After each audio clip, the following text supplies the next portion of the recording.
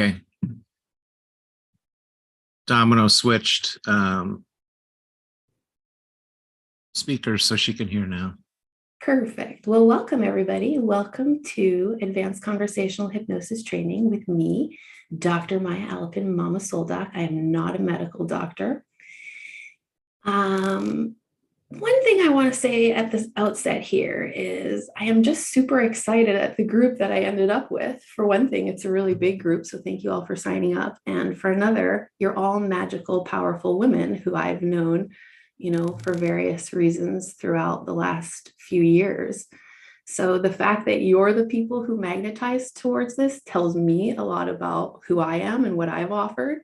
And it also tells me a lot about how much power and magic is about to be spread into the world. So I'm going to try not to burst into tears because it's going to be a lot more powerful than you realize, and you're going to affect a lot of people, and those people are going to affect a lot of people. So right now it looks like, oh, this group of 9 amazing people or 10 amazing people, but I'm telling you right now, what you're about to learn is going to affect thousands of people. And other people, look at Jim, he's like, yeah, other people are going to find out what you do and are going to see the effects of it and the results as you have been watching my results, and are going to be like, holy shit, tell me about it. How did you learn that? I want a session. I want to learn from you. So you're going to see that not only do you become powerful in yourself, but you're going to attract a community and a following of people who really want to know about it. So I just want to say I'm honored that you're here, and I'm also honored on behalf of the universe, because in my personal opinion, what you're about to learn is well known in the echelons of society that control the narrative, and it's very little known in the regular people. And this is an oppression model that's designed that way. So I've probably told you that. If we're friends personally, I've already given you my spiel on what I believe to be happening. But I really think this is an important aspect of what you're about to learn, which is that people have been doing hypnosis and using hypnosis since the beginning of time. It's been cohorted, by powerful people in order to exploit others. And now you're here learning how to use it therapeutically, and not only therapeutically, but to make permanent and fast transformations. So we're finally living in the moment where we can reclaim this power. And I think it's really important to take note of that and just give credence to how much that means about who you are as an individual, because it means that you're thinking in terms of what's possible and not in terms of the status quo. So that in itself is what makes you a powerful therapist and a powerful hypnotist and a powerful person. And it's why you chose this. So let that wash over you as a blessing and a prayer for all of what you're about to do and learn.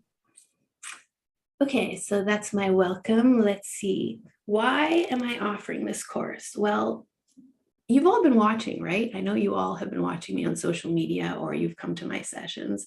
And so you've been watching these results. And I mean, the results speak for themselves. I don't need to tell you about how totally crazy they are. For one thing, they're super rapid. Nobody comes in here more than a handful of times unless they're doing, a whole life adjustment, in which case they're going to follow up. But for an initial transformation like quitting smoking or phobia, spider phobia, fear of heights, fear of the dark, whatever, depression, divorce, all of those I've really gotten down to just a few sessions. So for one thing, the magic of this is the fastness of it. And for another thing, the magic of it is when we actually get to the subconscious mind, which you're going to learn how to do over the next 15 hours, the change that occurs there is permanent. And that to me is what sets this apart from so-called traditional hypnosis or all other modalities that I'm familiar with. Hey, Jim, we're missing Michelle. And she has been texting me all morning that she doesn't see the link. So could you do something about that? Sorry to interrupt you. Michelle. Michelle Okay. Berte, Berte. Okay. You might text her the link to her phone if you would like. Okay, thank you. Do you need her number? Yes, go ahead, please. 505-603-3556. 505-603-3556. Yep. Thank you. Okay.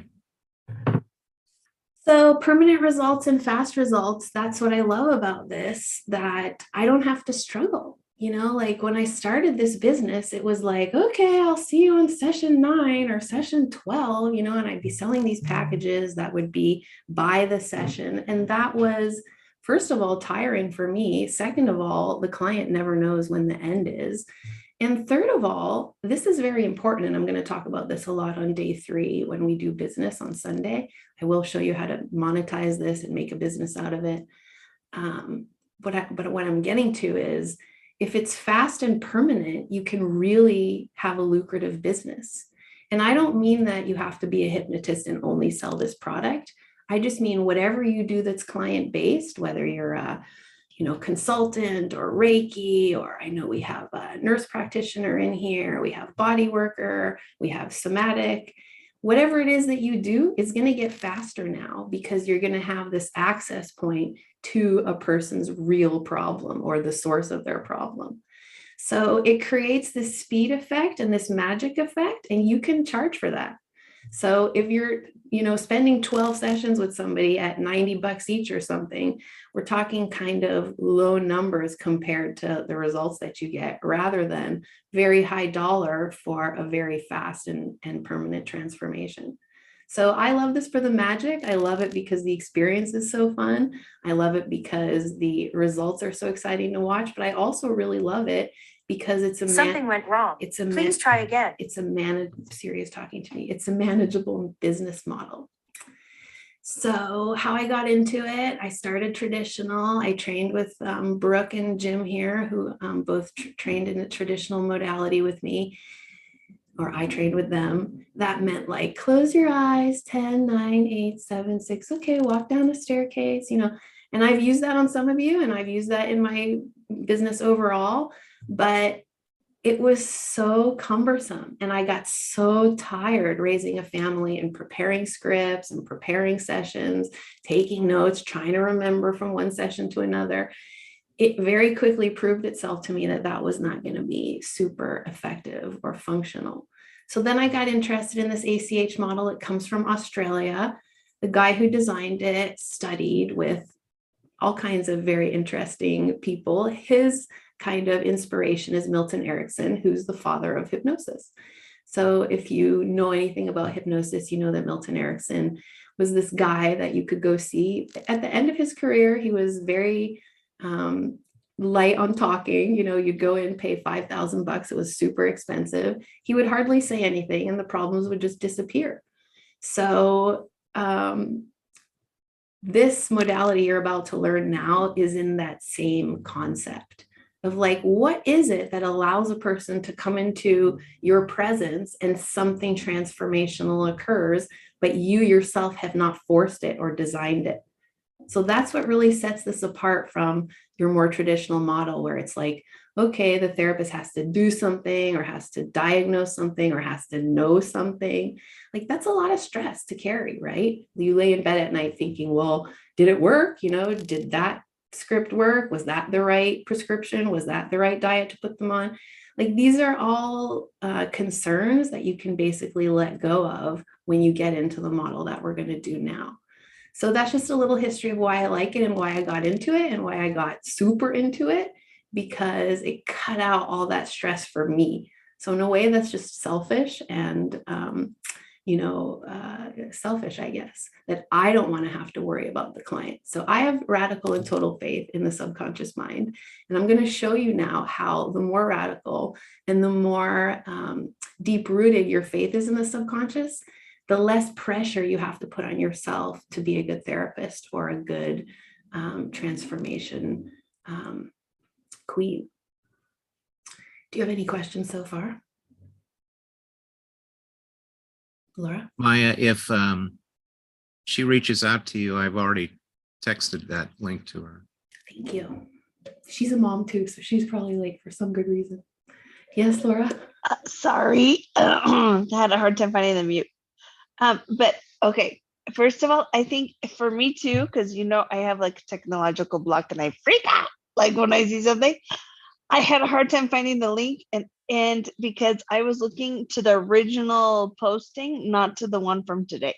So maybe she's doing this too. I think, Jim, did you tag her? I texted her to her phone. Okay, perfect. Thank you. Okay, but my question, going exactly to what you're talking about, is the radical faith of the subconscious mind, which I agree with all the things you said. And yes, I think we live in this moment, and this is why we are all here, because we need to undo this programming. And like you, I do have that radical faith. And there's this term that is in the book, but the transformational search. He talks about finding the individual pattern of the mind. Like he's making reference to that whole neural mirroring that goes on, right? Because it is something in this whole woo-woo realm that goes on between us that we need to like get grounded in, right? And if there is a way that you can explain this or help me to understand it better, because my personal conscious block about this is feeling really clumsy, giving the processing instructions mixed with the idea that I feel that I've never quite reached enough fractionation. How can I be sure if I really found the root cause? Do I have enough resources? Like, I understand. Totally. For one thing, Laura is bringing up some terms that some of you don't know, fractionation and processing. So I will talk about those both today. Fractionation is this process of every time something occurs that brings a person subconscious, they go a little more subconscious and a little more and a little more and a little more. So you can create that fractionation process in many ways, right? Like the countdown, 10, 9, 8. It's fractionating a person. It's taking them deeper and deeper into their subconscious. Processing is the thing that occurs once you're in your subconscious, then you allow this processing to occur. And I'll talk about both of those, at length today and tomorrow. But so the question Laura is asking is, how can you be confident in the session that you're getting there? And so what I want to say, and I want everybody to really take this to heart and take it seriously and really, ponder this, forget getting anywhere. There is no pressure on you. It is not your problem. It's not your problem. Somebody brings a problem to you. So what, that becomes your problem because they paid you? I mean, no, I don't feel that way at all. As soon as I'm attached to the person or to the outcome, there's a problem right there because my ego is involved in the process. So as long as the ego is part of the process, you're blocking your own subconscious, and that blocks the other person's subconscious. So this is a really good question to ask at the start, because it's an answer to why am I teaching this and why did I go this direction? Is because I'm an anxious person, like I came to the therapy world with anxiety and PTSD. Like that's what brought me here as a student, as a client, not as an instructor, or I know Brooke is saying me too. And that's what a lot of us are here for. And we're still on our healing journeys. I certainly am, for sure. But being an anxious person and having done all of this stuff up here, which caused me tons of anxiety, what I learned was I don't want to be in that place as a career. I don't want that to be what defines my life, especially when I have young kids. And so that's why I'm teaching this to you guys, to you girls, because why have a business that creates stress for you? Why even own a business that you have to think about, oh shit, motherfucker, I hope this works today. When the person leaves, well, I hope they don't smoke when, they go home tonight.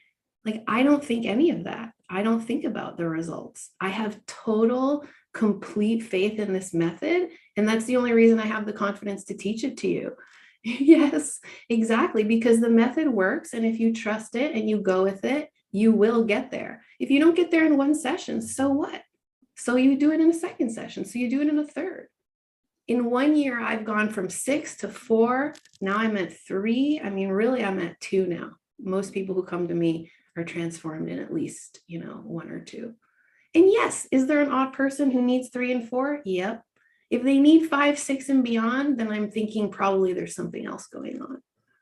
So no pressure, don't judge yourself. There's no need to get self-critical. There's no need to even ask yourself during the process, is this working? Although I will answer later on today or tomorrow, what do I think to myself when, I get concerned? Because yes, sometimes you have to think something in your own head. But my first defense and my first answer is, fuck that. Life is too short. Life is too short for you to be worried about if what you're doing is working. Does that help as a start, Laura?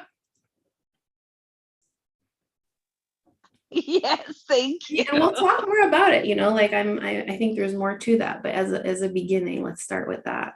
So let me just give you house rules, and then I'll give you a little preview of what's going to occur. So house rules are simple. You all know me. I'm a casual person. I'm not going to be demanding anything or expecting anything. You come and go as you please. Be mindful of the fact that we're recording. So if you're screaming at somebody in the background, it will be recorded. If you're having a snack or stretching, you could turn off your screen if you want, or, do it in an elegant way, but just be mindful that the screen is being recorded. Take care of yourself. I mean, it's not super long, but it's long enough that you might need a snack, or you might need to go to the bathroom. You might need to talk to somebody. So just do that in your own time. I'm not gonna, tell you, okay, everyone take a break right now. I will have a break halfway through the day today for about 30 minutes. So you could get lunch at that time or catch up with people if you need to. But if there's something that happens during the day, other than that, feel free to take a break. That's another reason that I'm recording the whole thing, so you don't feel so much stress about missing any moment of it. Drink water, eat, make sure you're well hydrated, make sure you're fed today. You don't need to be in any extreme state of mind to be here. Stretch, use the chat on the right. If you have stuff you want to share that doesn't seem like the right moment to jump in, just type it into the chat and Jim will make sure that I know to answer. You can chat with each other in there. If you notice something you want to bring up, feel free to use it however you want. Again, just be aware of the fact that you can download that after the whole call is done. So do not say anything that you don't want others to have on record. My assistants are Jim today and Marcos tomorrow. Marcos is kind service there in the bottom left hand. They are both available to help you. They are both available to answer any questions, help you with tech. Feel free to reach out to them if you can't get to me for some reason. Something I want you to know about the demos, this is going to be the most fun part of what we do. So I just want to preview the demos for you now before I talk about the actual skill. So this is caught, not taught. And by caught, not taught, what I mean is you'll learn by doing and you'll learn by watching. You've learned a lot already by coming to sessions. You just don't exactly know what you've learned. So now you're going to see backwards what you learned, from the theory back to the session. But I love the demos because they do a lot more than I could ever do teaching you. The only thing I want you to keep in mind is a demo in an instructional process is not necessarily fully therapeutic. So I don't have the same expectation of a demo here as I do in my practice. So the demos here are meant to be for learning, for making mistakes, for saying, oh, that didn't work, let's go back and try that a different way. So don't expect anything from the demo. Don't expect that you're going to have a breakthrough. Don't expect that if you're the therapist, you have to create a breakthrough. Just be relaxed about it and use it as a learning tool. If you want to volunteer, I just want to say that's your best bet at getting good at this fast. So when I trained in this, I volunteered. That next Monday morning, I went to work and charged for it. Like truly, that was how I learned it, was by being that person. So when I ask for volunteers, which I will in the next hour and again this afternoon and again tomorrow, do it because it's super, super educational and super helpful, but don't have pressure on yourself. So treat it as a learning experience. So before I continue on, I want to just pause for a moment. You can all unmute yourselves and just yell out to me what you expect from this. What do you expect from this training? What do you want? It can be one word, it can be a sentence. Growth, expansion. Expansion, yeah.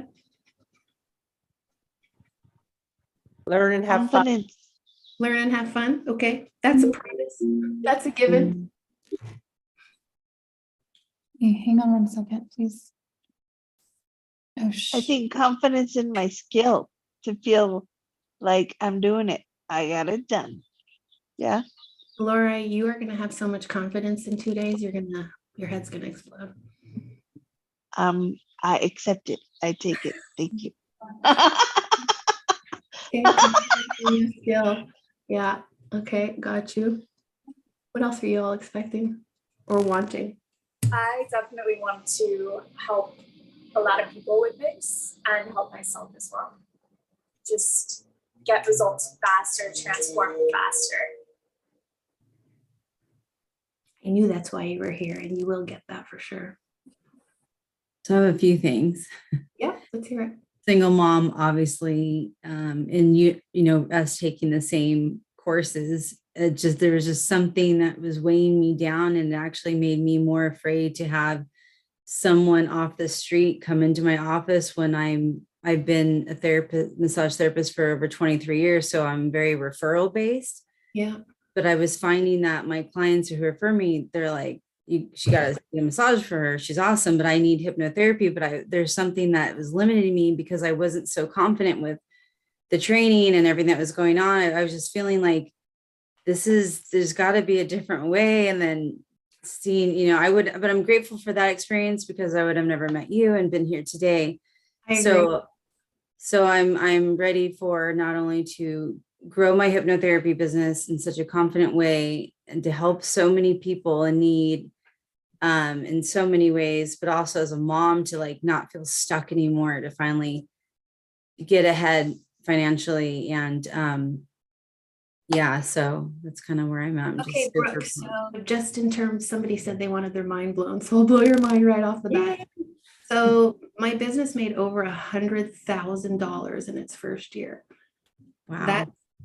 That's out of the box, like literally learning it one day, starting it on a Monday morning, and then just watching the tidal wave that came after that. So I'm very inspired by that. I'm like crying.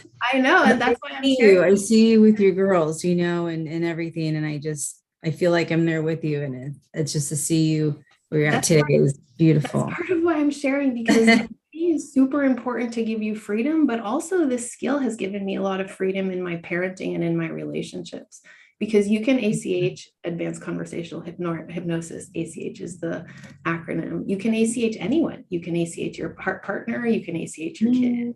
You can ACH yourself. So this is a skill that you can sell. That's why I told you how much money I made and how much freedom that gives me, which is a great reason to do it. But also it's a skill for life. So I totally get you and agree with that. And everything you guys said, you can have all of that. Okay, so anyone else? Anything else that I missed? Things that you want, reasons that you're here? So the coolest thing about ACH is that we are not going to do anything. We are not going to tell our clients what to do. We are not going to solve their problems for them. We are not responsible for them. We are not going to take any responsibility about caring about them personally, trying to decide what problem they have, how bad is it, how do we fix it. We're going to leave all of that behind. And I mean that. So if you've been in the healing world for a long time or a short time or any amount of time, I guarantee you're attached to the idea that you're responsible somehow, or that when somebody pays you, now that's the exchange of energy, which is now I have to do something. So that's the trickiest and most important difference that you're going to learn over these 3 days is Your skill set is not going to be instrumental in solving their person's problem. It's going to be a vehicle. It's going to be a catalyst for change. It's going to be a reason why change becomes possible, but it's not going to be the center, the epicenter of this person's healing. So that takes a lot of pressure off of you. So you do not need to solve other people's problems. You can detach from any conclusions you make about people, deciding what's wrong with them, deciding how to help them, deciding what modality to bring to them. All of that you can let go of. So take a moment right now, turn your screen off if you want, close your eyes or stand up and just shake it out. I want you to imagine putting all those ideas. Yes, Melanie, if you don't want to do it with the screen on, do it with the screen off. Close your eyes or stand up and shake it out. Yes, exactly. I want you to just remember this moment right now. For me, it's easy to do with my eyes closed. Just erase all the memories you have of what you're supposed to do, who you're supposed to be, what you're supposed to bring. Let go of all that feeling of stress, let go of all those responsibilities right now. Because when you open your eyes, you're going to come back with a totally empty slate. And then I'm going to fill it up with something other than all the stuff you know from the past. So go ahead and clear your mind of all those expectations. Clear your mind of the pressure. Clear your mind of thinking when I make $1 helping somebody, I need to give them something in return. That's all old school thinking. That's traditional thinking. I'm going to bust that all apart. Let go of it. Put it in the trash, send it on a rocket ship, shake it out of your body, do whatever your subconscious mind would like you to do with it right now, but get rid of it.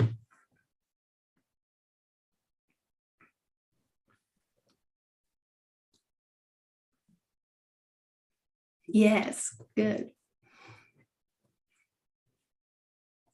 Hey, Domino, yes. Okay, I hope you can hear me. I have 3 fans blasting at me, but Go ahead. I just want to say what a beautiful time to release, especially like today with the full moon in Scorpio. So it's a flower full moon, and like it's getting rid of just like we're so supported with this energy. Like I just felt that just like clearing space, opening, just complete removal, and just like space for new growth, new capacity, new learning, and new ways of being. So thank you so much, Micah, for this. I felt that. I love that you said that. And I also am aware that we are in a lunar eclipse in Scorpio. And you know what's cool about lunar eclipse in Scorpio is it's a time of liminal spaces. And ACH is a project of liminal spaces. So that's very much in tune with what you're doing here is you're going to start to become a reader of liminal spaces. Like I think of myself as a subconscious mind whisperer, because that's what I'm good at. I can hear it and I can speak in that language. And that's the language of the liminal spaces. So this full moon very much supports our endeavor here. And it's quiet and it's small. It's not a big old, oh, let's do a transformation, clear your shit like Tony Robbins, blah. Like that's the kind of opposite of how I see it. ACH is very much about finding that liminal space that Scorpio lunar eclipse kind of allows you to see and then walking into it. So it's very much about tunneling. And yes, the lunar movement definitely supports it. By the way, another thing that is very well supported by the lunar eclipse right now is sleep and rest. And so you will notice from being in the sessions today and tomorrow that you need more sleep and rest. And that's true for your clients as well. They're going to need to sleep and rest. So allow yourself that for sure. Thank you for sharing that, Domino. Okay, let me make sure that I'm all done with my introductions. Oh yeah, there was just one more thing that I want to say, which is if you've been to session with me, you might be thinking, oh, her session looks a little bit different than what she's teaching. Well, that's true because there's a couple of layers to this. So I will teach the next layer in a master class. So you're all invited to that. I'll tell you about it later. There is a layering process that's going to go on here. But what we're going to do this weekend is learn the fundamentals so that you can build on it. So you can go ahead and use this right away. And then if you want it to look more and more like my sessions or more and more like your own sessions, which would make a lot more sense than designing them like mine, you'll add and build on that skill set. So this is like the bare bones beginning model so that you have something really powerful to use. Oh, and I see Michelle is there, Jim, if you want to let her in. Okay. Hey, Jim, would you send Michelle a little quick summary of that priming stuff about what we're expecting in the transformation in the demos and the general housekeeping? Sure. Thank you. Okay, welcome, Michelle. I don't see her yet. She dropped off again. Don't worry, we're all going to get where we're going eventually. Can everybody see my screen? Any issues? Okay. All right, so welcome, Advanced Conversational Hypnosis with me. So I've already told you that what we're going to be doing today and for the next 3 days is crossing a frontier. I mean this both in terms of therapy and in terms of business. So the therapy is the product and the therapy is the item that we're going to be building a business around, but both the therapy is New Frontier Therapy and the business is New Frontier Business. So that's why I had you close your eyes and clear the past, because anything that you bring from the traditional world is going to infiltrate your New Frontier thinking. And by the way, that's why I also told you, you don't need to take notes. You don't need to, obsess over how this is going to work, because in the end of the day, it's really not relevant. The New Frontier is not going to require that of any of us. Like if you go to college now, you can ask GPT to write your term paper and the whole thing is over. I had to sit there with a freaking computer, and type it all out with the footnotes and all of that. But those days are over now. So why would we do therapy the same old way, just like we're going to school the same old way, when that doesn't apply anymore? So we really are at a precipice right now. Part of why I'm telling you that is because you need to know that in order to get good at it. But part of it, I'm telling you that now because you will get pushback against it and you will get, a lot of skepticism about it. Like, how is it possible for someone to quit smoking in one session? I mean, even me, when people come to me, I still think, oh my God, how are we going to actually get this done, in the way that I'm saying? But the process itself will show you how. So the New Frontier means you have to abandon that whole idea that it's going to have to be long-winded and that people are going to have to come and pay by session. They're not. So when you're entering in on this, you really have to set yourself apart mentally, thinking, I possess superpower and a form of magic. You want to call yourself a witch, you want to call yourself a hypnotist, you want to call yourself whatever. I don't care what you think of it as, but I'm telling you, it's something beyond logic. It's something beyond the mind. It's something beyond the armchair therapy.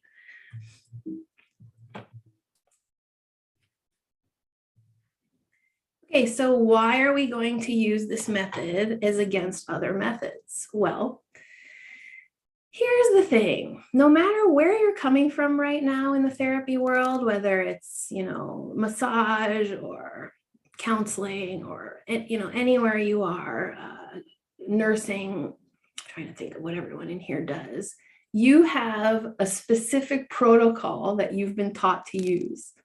Now, the reason you have a protocol is because in the old world form of thinking, people wanted to tell you, if you follow this process, this will happen. And it's very linear, right? Person has a pain. Okay, where is the pain? Tell me about that. Okay, I prescribe this to you. Okay, now this effect happens. Now you have a follow-up. And it's like super robotic. Everything is rigid. Everything is a specific technique, right? And that's a lot of pressure on you. Which technique should I choose? Which specific problem is really, needing treatment? And so the kicker there is that the practitioner is always symptom obsessed. We're always chasing down symptoms. Brooke, you're saying, well, I don't feel confident with somebody coming in off the street and, I can heal them or I can help them heal themselves. That's because you're fixated on the symptom. You're really worried about, well, when they leave, what if they're still smoking? And then I'm on the hook for them being a smoker. And then I feel like shit about it. But what if the problem is really not the smoking? I mean, if we're looking at the symptom, then we're going to set up a modality that's symptom-based. Now I'm going to really blow your mind. Look at the whole Western medical system.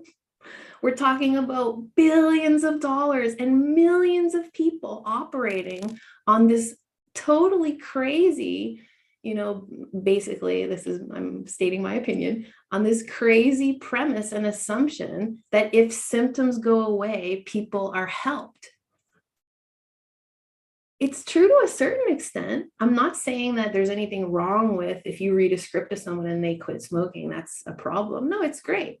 But is it permanent? Is that person in 3 months or 6 months going to have a relapse? Are we sure we got it? Are we sure that what we're doing is really helping the person at the root level of who they are? Or are we just band-aiding everything? So why use this advanced conversational method is because we're getting away from being symptom healers. And that's what sets you apart in this business. Every other hypnotist out there or every other person using hypnosis is worried about whether the person gets the result that they asked for when they came in. And I'm not saying I don't worry about that. There's a part of me that is interested in, do they quit smoking? Is their depression better? But what I'm really interested in is, why did they bring me this symptom? What's behind it? And once we get behind it, can the symptom release itself without me forcing it? So if I tell you, close your eyes, you're a non-smoker, you only breathe fresh air now, you only eat good food out of your fridge, you only buy fruits and vegetables, like I can do that suggestion stuff all day. I'm not saying it's bad. I'm not saying it hurts anyone. I'm just saying, how do I know that that actually solves the problem? How do I know it doesn't even make it worse? For all I know, if I start talking about X, Y, and Z food and the person isn't interested in that, I'm leading them astray and, we haven't done anything productive. So why I like this method is because we don't need to do anything specific and we don't need to be too interested in or educated about symptoms. Number 2 now, hypnotic suggestions, language patterns, confusion techniques. It's too much work. It's too much to remember. It's too ego driven because it's me telling you, if I use this language pattern on you, or I use a confusion tactic on you, then something will occur. That's so heavy on me as a practitioner. And it's so calculated and it's manipulative in a certain way. And people have this thing about, well, is hypnosis manipulation? Well, there's a fine line there. And, if it helps someone, what's wrong with that? But also, if it's kind of a hit or miss thing, like maybe the script will work, why bother? Why not just go to a layer behind that where you don't have to remember so much and prepare so much? Also, have you ever had a thing like this where somebody says, hey, I'm coming to you for weight loss, or I'm coming to you for depression, but then they show up and they're like, the weight loss thing's not really bothering me anymore, but I really have a sore back. Could we work on that? And you're like, what the fuck? I have a whole bunch of paper in front of me. I'm all ready to help you with your smoking. And you don't even, want to hear what I have to say. So I think that can be very disappointing and very stress inducing when you've spent your own time and now the person changes the whole game on you and you still have to do something. So that's another reason I go for advanced conversational, because it's super versatile. I don't have to know what the person is even coming from. I literally can just show up and deal with it on the spot when they get there. I will talk about how I prepare. There is preparation, but it's not the kind of preparation that you think. Same with homework and audios, number 3 here. Everyone's so obsessed with work. I mean, don't you all work enough? Like, I already know the answer. We all work so fucking hard. We're all working 24/7. I think, you have kids, you're working 34/7. It's like endless amount of work, endless amount of commitment. Even if you don't have kids, you have, yourself to take care of. That's an endless commitment. And so here we are saying, on top of your session, also do homework, also I'll record an audio for you, also, let me give you more and more to prove my value. Like, I'm just so over that. I'm so over that. I can't prove my worth to people anymore, ever again. Like, those days are over. And so bottom line is, we're working too hard, and that's a reverse cure for the subconscious mind. The subconscious mind is like 7 or 8 years old. It's a child. It's like infantile in the way that it develops. If you give it homework and you make it listen to this audio for 30 days and then this will happen, the subconscious mind is already like, fuck you. I don't want to do anything else. You're making me work too hard. And so it's out of love that people are giving homework. It's out of, wanting to keep the thing going and the effect. We want to create momentum. But the truth is, the subconscious mind is a very powerful supercomputer in itself. It creates its own momentum. There's totally no need to whack it, like a dead horse. Leave it alone. Like, have a powerful experience with it and then don't touch it after. So another reason I like this method is because it gets me, the practitioner, out of homework, audios, following up. By the way, half the time people don't do it. And then you're sitting there asking them, well, did you do blah, blah, blah? And they're like, no, I forgot. And you're like, okay, great. So let's do the first session over again.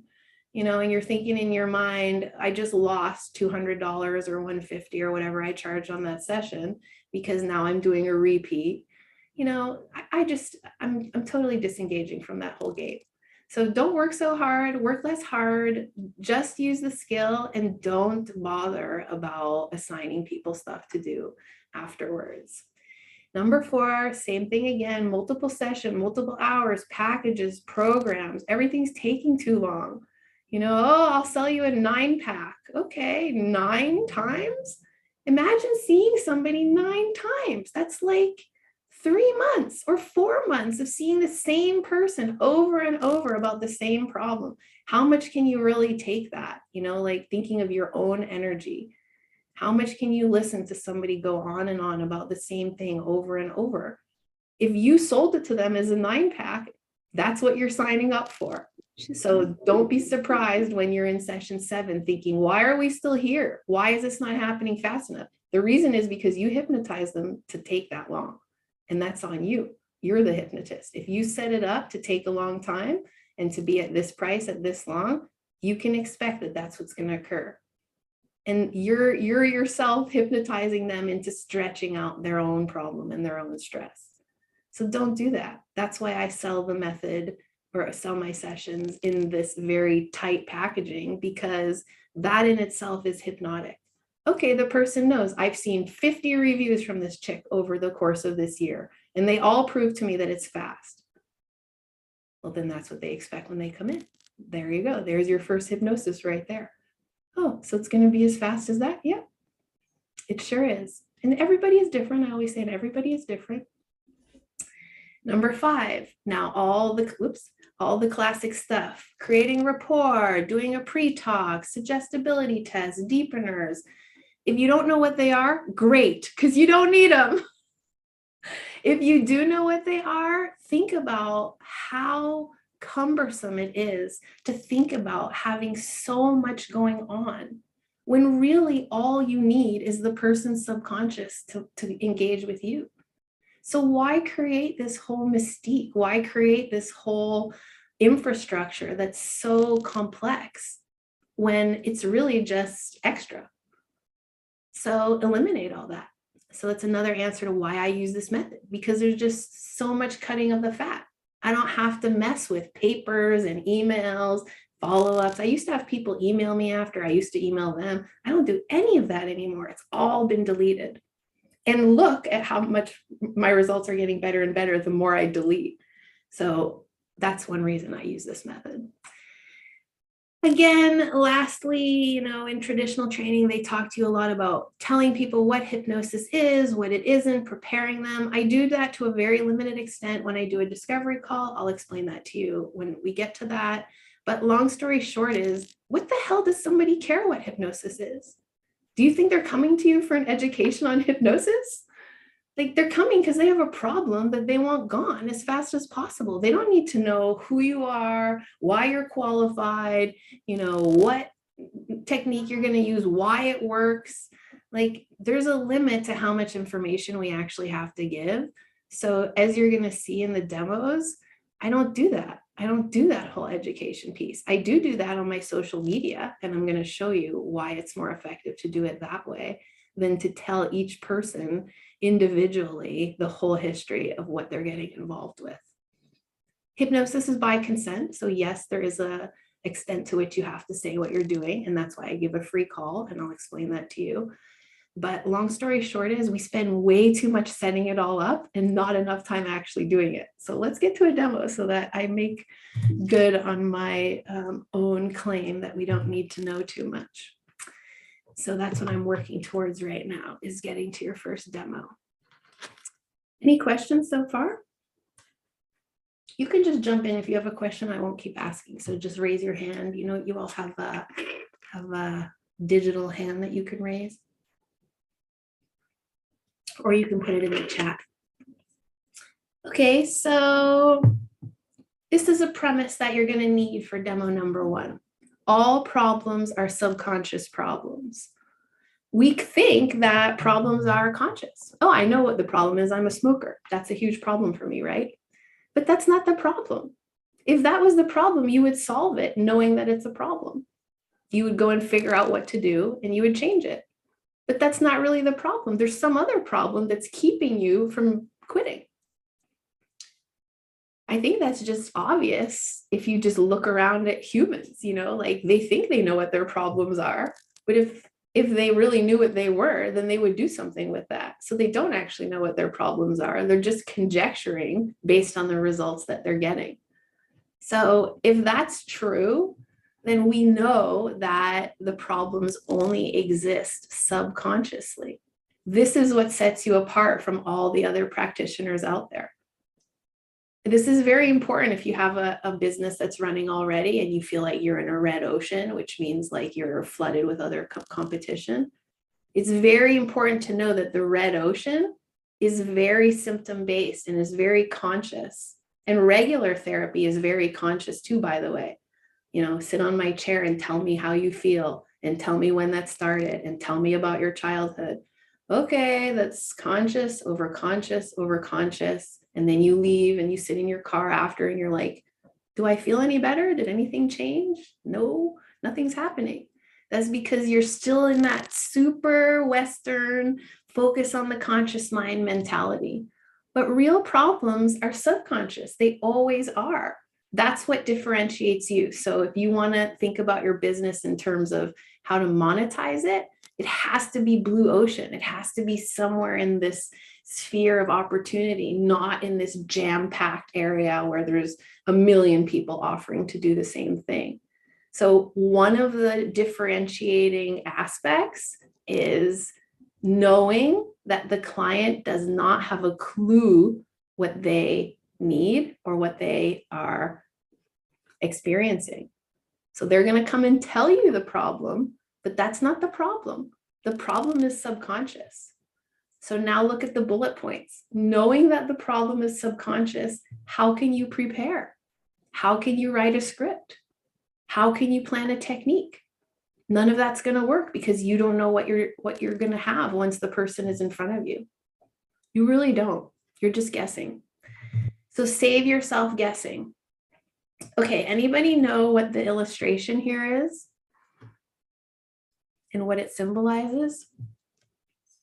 Just unmute yourself if you have a guess. You all see it? Subconscious all nodded up, confused. Yep, exactly. Subconscious mind is one knot over another, right? And the thing is that one big knot is the problem, but it's not just one big knot. It's a yellow knot and a blue knot and a white knot. And so the conversational technique is going to be like a kamikaze experience where it's going to be like, okay, yellow knot gone.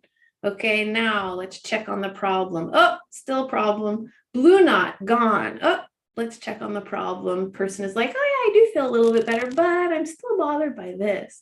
Okay, white knot, gone. Okay, now we check again. And they're like, yeah, that's interesting. I don't know. I don't have a problem anymore. And you're like, okay, check again. And suddenly there's this thing that happens where all the problems are gone all at the same time. That's because you did them categorically, yellow, blue, white, and the colors are irrelevant. It could be any order too. It could be blue, yellow, then white, or whatever. And it could be many more than this, or it could be just a few. It could be 2 that last for 2 hours. It could be 30 that last for 2 hours. I don't know. But the problem is that the regular, so-called regular therapist is thinking the problem as though there's a problem. But the subconscious mind doesn't work that way. The subconscious mind has this layered effect of like cumulative stacking of, well, this problem started when I was 5. And then when I was 14, I remember that this happened, that compounded that. Now I'm 20, and it just keeps compounding. And there's like a collapsing of one problem into another. And now they come to you and they have this balled up problem that's many problems. So what we're doing is going to be like pulling a string like on a sweater and just like, oh, let's unravel this one. But then the whole thing unravels as you do that. That's the technique that we're using here. It's very different than, let me see if I can take this problem away from you. So if the client's problem exists in the subconscious, which is inaccessible to the conscious mind, when they talk about it, they are using their conscious faculty. They are being rational because that's all they can do. If they had access to their subconscious, they would have tapped into it, but they don't. That's why they're asking you for help. So what's going to happen when a person sits in front of you is they're going to give you their ideas, their conjectures, their theories, their history, complain, vent. Lots of things are going to happen that have nothing to do with the problem whatsoever, but they think it does. Now, you've all had experiences with kids, whether they're your own or someone else's. Ever notice how kids do this? You know, like they fall or they get into a fight on the playground and then they instantly have a theory.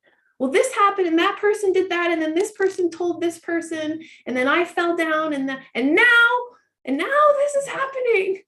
And like literally they made that up in 5 seconds, you know, like they came up with a whole narrative and a whole story. And as the parent, you're sitting there like, okay, well, it could have been that. It could have been 100 other things. How do you know it was that? And they're like completely sure. Well, guess what? The adult mind does that exact same thing. It just keeps on inventing and it keeps on creating a narrative so that you have some thing to rely on, just like a kid does that so that they can move on now. But it doesn't mean it's true. And it doesn't mean it's helpful. And it doesn't mean it's accurate. It just means it's human. It's just what the conscious mind does. The conscious mind loves to guess. The conscious mind is obsessed with guessing. It guesses all day long. Have you ever noticed how it's completely fixated on figuring out what the next thing is? Should I eat this or this? Is my room too hot or too cold? Should I wear this? Should I say this? Did I say the right thing? It's just constantly doing a guessing game. And essentially that's what humans are all about. They're going to be guessing about what they're feeling and experiencing because that's the human condition. It's not a bad thing. I'm not saying it's wrong. I'm just saying the whole reason people ask for help is because they're stuck in a guessing game and the guessing game is not leading them anywhere. So they can't figure out what to do. They can't figure out how to solve anything. So there's nothing wrong with guessing, but it's really freeing when you get to a place in your own mind where you realize all this guessing is bull. It's bullshit. It's all fucking garbage. There's no good in it. And by the way, that will help you a lot when you go to sell this product too, because your mind is going to second guess itself too. How can I charge that much? What if it doesn't work? What if that's going to be your mind guessing again, guessing at the outcome, guessing at the possible results, guessing at the price. All this guessing is not the where the magic is. So when I had you close your eyes at the start, this is the kind of thing I was talking about, which is let go of how skeptical your mind is, how doubting it is, how questioning it is, how guess oriented it is, because now you're going to learn how to go straight to the actual solution finding part of the mind, which is the subconscious part of the mind. The client really does not know what to do. That's why they're here with us. If they knew what to do, they would not have hired you. If they knew how to develop their business or how to clear their sciatica or how to quit smoking, they would not be in front of you. So when you ask them what's the problem, they're going to tell you a lot of things they perceive about the problem, but not about what can be done about the problem. They're going to tell you their venting, their emotions. They're going to tell you feelings they have, conclusions they've made. Have you ever noticed how many conclusions people make about everything? And this happened because then that person said to this person, and I didn't like how that went. And they've drawn a whole conclusion about it. Well, you know, if you ask the other people involved, they would have drawn a whole other conclusion. So people are conclusion obsessed, guess obsessed, assumption obsessed, and example obsessed. And none of that helps solve problems. So when you're looking at traditional therapy, asking yourself, well, what are those people doing for hours on end? You know, how can you go to the same therapist for years and years? The answer, and I'm not saying there's anything wrong with that. I've done it myself. I still see my regular therapist as well. I'm not knocking it, but I'm just saying if that's all you do, you can be sure that you're going to spend a lot of time wasted doing the list of things that's in front of you right now. So why bother? We stretch out the process unnecessarily by listening to the conscious mind. Okay, somebody tell me why I picked this illustration. It's obvious, but tell me anyway.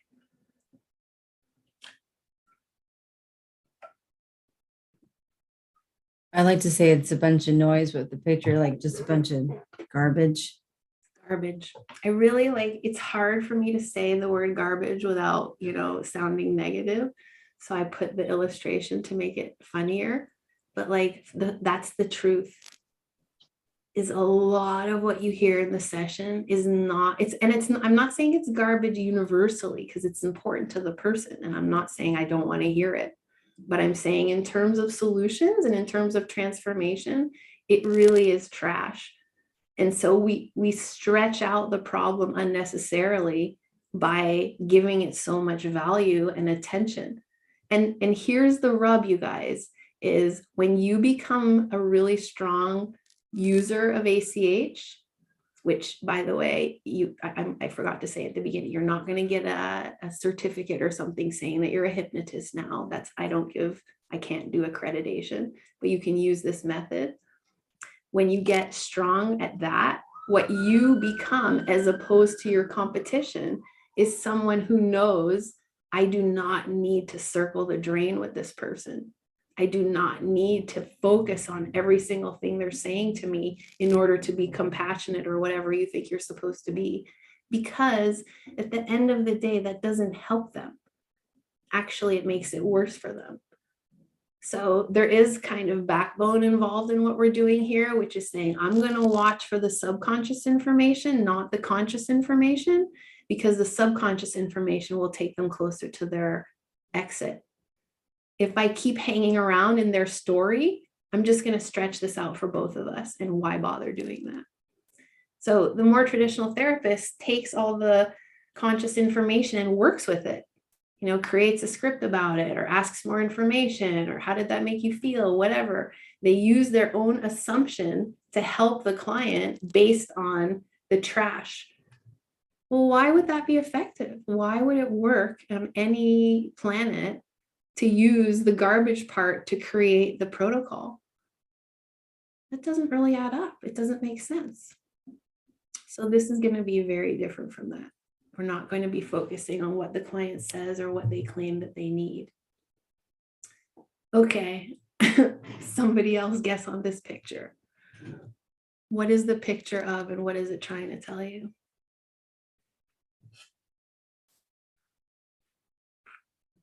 Just guess. I feel like I'm like the nerd in the class. I was kidding. Control, The alpha, that's good. There's an alpha in every class. like trying to control, maybe? Yeah, it's like a bunch of people trying to fix something. And they're all sure that they know what to do. And in the case of the car, they probably do. But if that's somebody's mind and you're the therapist wearing the little red suit and your approach is, let me do this and let me do that and let me tell you this and let me give you advice and let me tell you how to live your life and let me coach you as well and let me give you advice and let me give you coaching and advice and coaching, more and more and more of that, you're really deflecting and confusing from the actual solution. So again, when I had you close your eyes at the beginning and shake out your perceptions, this is what you're shaking out, is your control issues, to put it bluntly. Like your control issues need to be checked at the door here because you're trying to help is interrupting. So what's happened is a client comes to you, gives you a guess, which they have no idea really what's going on. And then you're taking that symptomatic information and creating a strategy based on it. That makes no sense. It just makes no sense. And so this is why this method is flipping that whole concept on its head. So take that picture to heart. Stop trying to help people. I know it's so counterintuitive, right? Stop trying to help people. Okay, I'm going to show you what I mean. So bottom line from this module, or whatever you want to call our part 1 here, is trash all ideas you have about therapy, giving advice, suggestions, the hierarchy involved in coaching, life. You're not as important as you thought. Your credentials aren't as important as you thought. Your experience in life that you think you're sharing is going to come up as part of your skill set, but it's not what's going to make the change. So you can trash all of that. You don't need to talk anybody into trusting you because you're the source of solutions, because they're the source of solutions. You're just the Sherpa. You're a guide. Everybody cool with that? Okay, so here's the last slide before we get to a demo. This is a new, very old idea that you're going to work on in this first demo. And that new idea is curiosity. This is the oldest idea known to humanity. You know, everybody has been curious since the beginning of time. I put here how kids do it because children are naturally so curious. And, you know, if you watch a child on a beach or in the forest or something, do you need to give them any instructions? Do you need to tell them how to go and explore anything?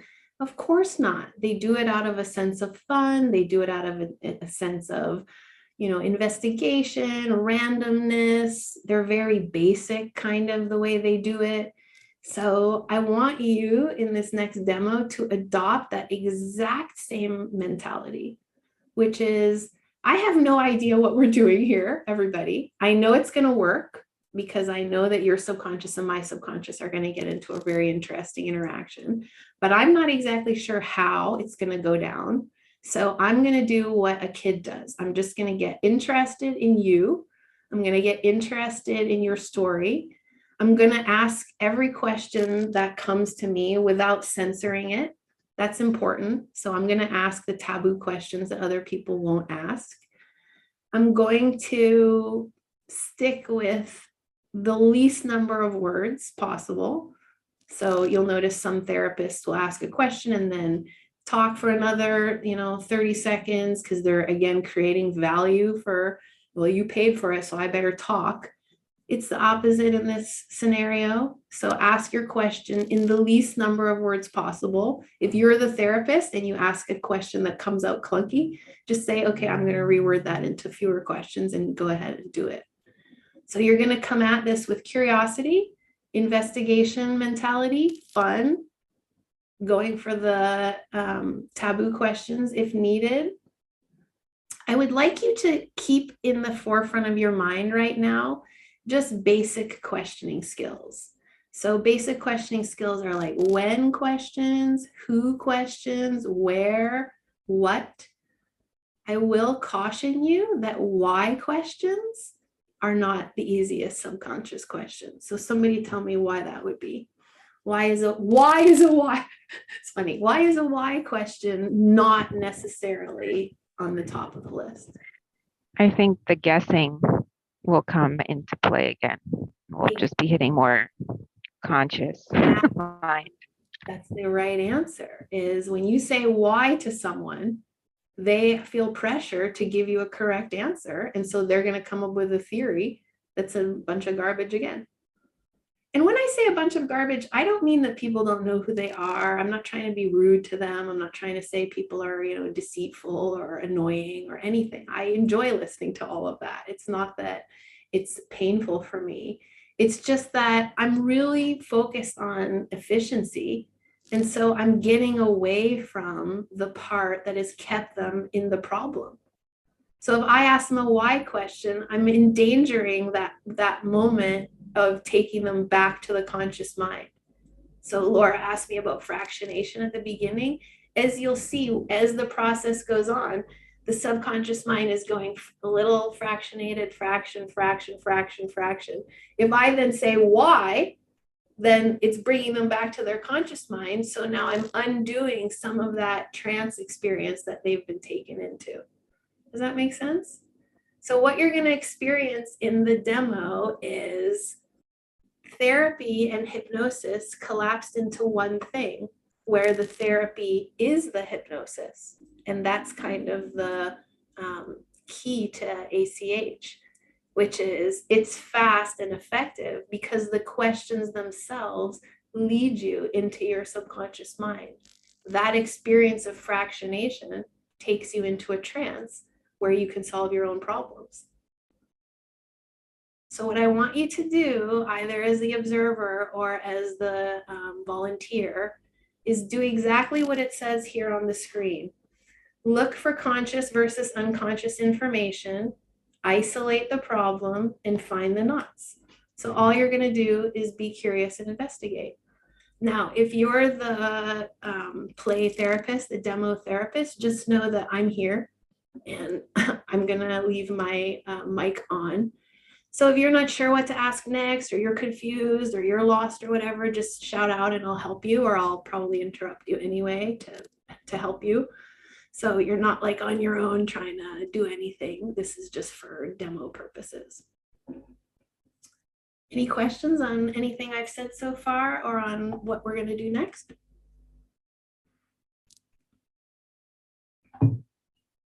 Wait, let me put on my screen so that I can see everybody. Okay, so that's demo 1. Be curious. Okay, I can see everybody again. Oh, hi, everybody. So, oh, Domino says, this is so good. Yes, Brooke, liking it. Okay, cool. Any questions from either of you or anyone? So for anyone here who's not in this healing business, are you in any way confused or need any clarification on where we're going so far?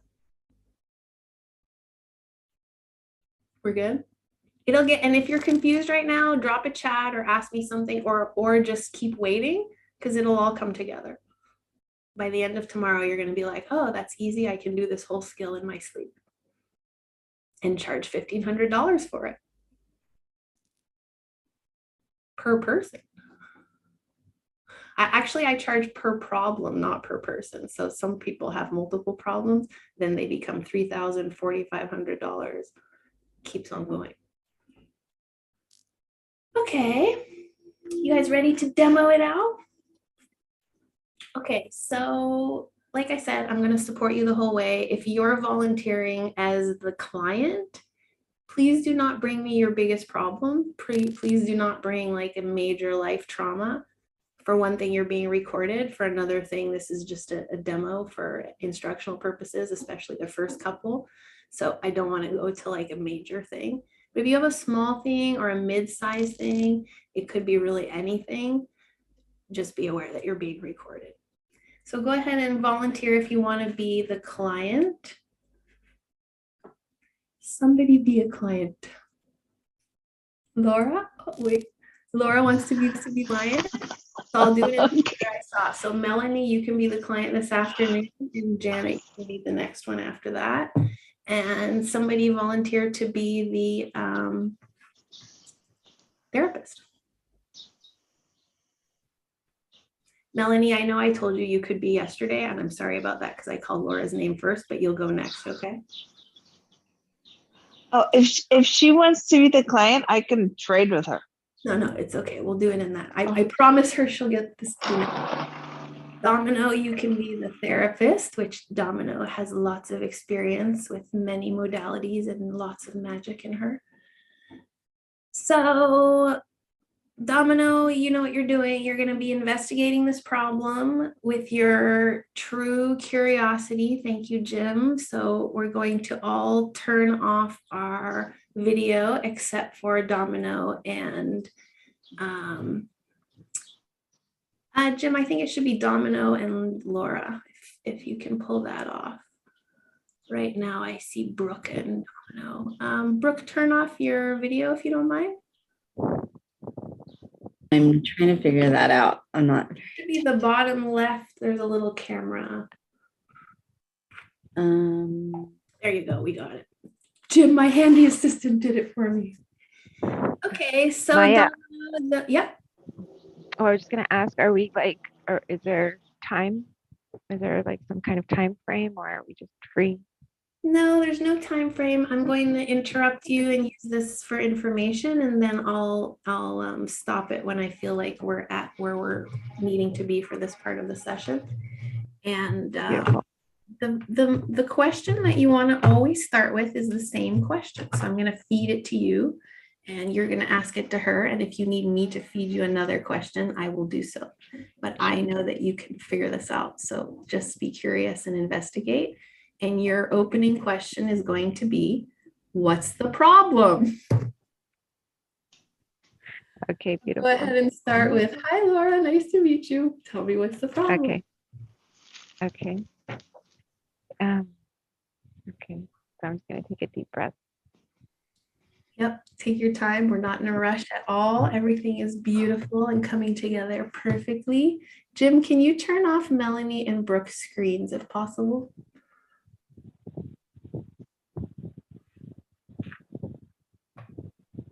ahead whenever you're ready. There's no rush. Okay. Hi, Laura. I'm Domino. Hi, Nice to Domino. meet you. Nice to meet you. So I'm happy to do this demo with you here. So I'd love to know, can you tell me what's the problem? Okay, well, I have like this total connection with technology and panic.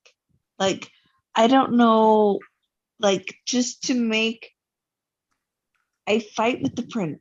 I cannot get it to print out a page. This morning, like to find the link, I was like, ah! And then like I have some kind of mental block. And even somebody in the morning said something about pages being sent and I don't know this and that. And I was like, I only saw the book, right? Like always, if there is like this just a block somewhere in some point in my life, I was convinced that this is just way too much for me, way too hard for me. I don't know what. When I see children are able to move around on the computer and all of the devices without a problem, but somewhere it like instigates like panic and despair and Check that out right there. Look at her looking for it. See that? Yep. yeah, like panic and despair, and I'm trying to find the like this feeling that I know makes my mind even smaller. Like it does not allow the information to really come in. So I cannot say it's anybody else's fault other than my own. It's some belief I have in there that just needs to go. So just to interrupt you already, sorry, I'm going to interrupt a lot. So very interesting. I just want to ask you, Domino, did you notice how the trance already started? And if so, where did you see it? Yeah, I'm beginning to see that she already, like again, she knows there's already a knowing. Like I hear her audibly saying that she knows that there's a block Yep.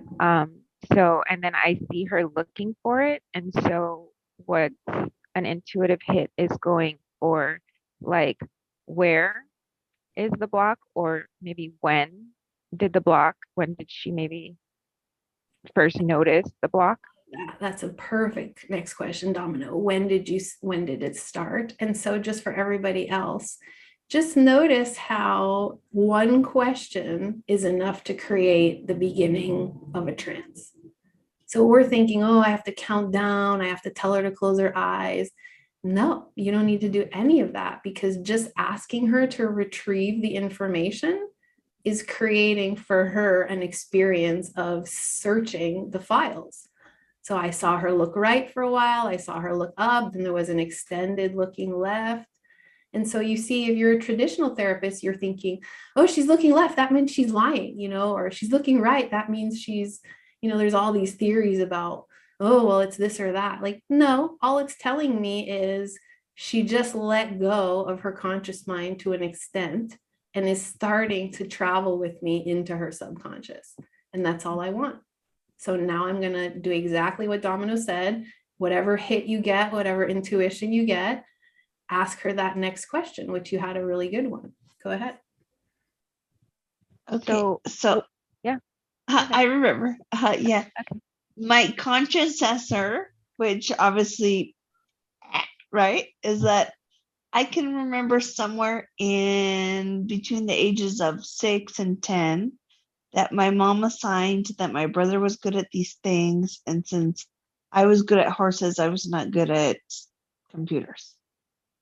Like, I can remember hearing her say this, but I'm very conscious of this. So what is that, Domino, in terms of a hypnotic experience that she just did? It starts with an R. It starts with an R, the hypnotic experience. Well, You and I have talked about this quite a bit. So when somebody goes into their past, what are they doing? Aggression. Yeah, okay. Aggression. I was saying, I feel like it's more of like a remembrance, like she's putting the pieces of the puzzle back together. Yes. And did you have to do any formal regression? Did you have to say, no, okay, let's come in and do a regression experience? No, because you're 2 questions in and she already said, okay, that takes me into my past. Okay, great. So now we have the beginning of trance and spontaneous regression, and we're 5 minutes into the call. Beautiful. You're doing great. So for me, Maya, just here, I guess I would kind of stop, because again, I'm just trying, like, I'm coming into noticing old patterns and just like old protocols, right? Yep. So, and just discerning like that from, again, the ego, right? Of like having the attachment to the outcome. So intuitively, I want to ask her, what did that make you feel like? Or specifically, was there a certain situation where she remembers? So I would always go with the less specific question if you have to your mind. So the first one allows her a lot of opportunity. Okay. Yeah, I like the first one too, because when you said it, I was like, that's very true, because I did not think of it. Is that good? Is that it makes me feel like I don't belong in this world with everybody else. That I live in my, like, this woo-woo horse world, and everybody else lives in this office computer world. So right there, I'm separated. And it makes me less capable to pivot and change in life or in my business, because I have almost like a handicap. Does it actually make you disabled, or does it make you feel like it makes disabled? me feel it makes me feel this way. Excellent, Domino. That was very smart of you. Okay. And how often do you find yourself feeling disabled? every time I have to pick up the computer or that I have to print something out or that like even finding the Zoom link, I was like, what? Why is everyone else finding it? And I started looking for it 5 minutes before class started and I came in 2 minutes late. It was 7 minutes of panic. Look, this is so good. So See? it's so subconscious. Like, look, first she had a problem that made her feel upset, and now she's like hysterically laughing. Love it. So she's telling us, hey, this Because is it's where the problem is. ironic. I know. It is ironic. It's ironic. And it's also, now we have insight into, oh, the problem is somewhere around here. You know, the problem is not, oh, that I actually don't know where the buttons are or that I'm a horse person. The problem is somewhere in this thing that makes me feel like hysterically laughing, because that's just the unconscious mind saying, hey, pay attention to me. I know something that you don't know. So now as the subconscious mind reader, you're thinking, oh, she's giving me a little insight into where it lies in her mind. So now you take that and pull that thread. Okay. I think I'm stuck now.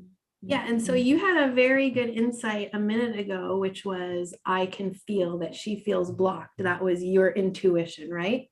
So your Yeah. subconscious mind is talking to her subconscious mind, and your subconscious mind is telling you, Domino, there's a block here and I don't get it, because she knows that that was in her childhood. She knows she's a grown woman now. She knows that they're not the same. So ask her a question about that. Why are you stuck here? Or what's stopping you from getting over that so that you can use your computer? Your questions have been awesome, Domino, really. Yeah. Okay. They're really good. You should trust yourself, because I could, like, even inside, I find myself laughing at it because I'm like, whatever. But it's so true. Look at that. See, look at her. So, yeah, your questions are already- good, Domino. This is why this is a fast cure, because it's already resolving itself. We haven't even done anything yet. Have you done anything? Do you even know why we're here, Domino? We don't know shit about what's going on. We don't know shit about the solution. All we know is she just gave us insight into, now that I say that out loud, it does sound kind of crazy. What is the real problem? So ask her again. Well, so what's the problem? You do that, and I'm like, Yep. what is the problem? What's the problem, Laura? And we ask it over and over because the problem changes. If you only ask it once, that's the initial problem. But what about the problem right now? 4 questions in, it's not the same problem. So re-ask. No, it's not. It's not. So then what's I the can problem? tell you right now. And that's why I started laughing, because the problem isn't really technology. It was the problem of my mom singling me out, separating me from the herd, making me weird, including the other. And I'm the bad one, the stupid one, and this is the good, smart one. Thank you for sharing that, Laura. That's excellent. Mm-hmm. Yeah, that's very vulnerable and transparent. Thank you. And so how does that make you feel? Yes, excellent question. Just to see it makes me laugh, because Good. I feel so free, because I'm so happy to not be part of the herd. I'm so happy that I was separated out, because really as an adult, I'm very free. So it's not a problem. It was a gift. Hey guys, just take a moment. Did I promise you that you'd have a superpower soon? So you're 15 minutes in, and she went from I have a problem to I have a gift and I like being this way. And you didn't do anything, you didn't prepare, you don't know each other. So just take a moment to like notice that huge leap that she's taken already. It doesn't mean it's solved, it doesn't mean we're done, but just notice it. You're doing great, both of you. So how does it feel now to think about having to find a Zoom link or turn the printer on? I still don't trust myself to have the ability or the patience to look properly, like to connect my laptop to the printer. But instead of feeling like the panic, I loved it. I'm more like expanded and willing right? Instead of like the like the little girl who's running in a panic. Now I'm a little bit better. Now it's kind of like, okay, let's see. But really, I might still suck. But we can see. Like, that's my attitude now. So No. what would you, how would you like to feel when you are having to approach using technology? And how would you like the process to feel? Just like in a very ordinary way, like it's part of daily life. Like I brush my teeth, I go to the bathroom, I can turn on my computer. It follows my orders, not that I'm its victim. So now ask her, Domino, what's it going to take for you to learn that, or to learn how to live in that way? Because see, she's in a moment now of total openness. She's laughing, she's feeling light, she's feeling opportunity. So you've taken her already from where she was stuck to an opening, but it doesn't mean we solved it. But now that she's in the opening, ask her, so what are we going to do? How are we going to change that so that you don't have to deal with feeling, lesser anymore? And go with as few words as possible. What she said. What are we gonna do? Yeah, what are we going to do about Yeah, that? what are we going to do about it? You said you want to feel like it's ordinary, like going to the bathroom. So what could you do to make computer stuff just as ordinary as getting a snack? I need to release this mental or emotional, energetic baggage that I carry about it. Because I don't have how an do you do that? emotional baggage about going to the bathroom. Okay. And how It's true. Mhm. And how do you do that? Good.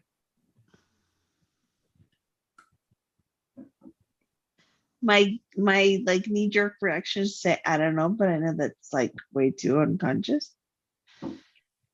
Okay, good. See, there you go. Mhm. So I just wanted to say, her saying, I'm going unconscious, brought her unconscious. Then she breathed and she was like, oh, okay, let's go ahead and do that.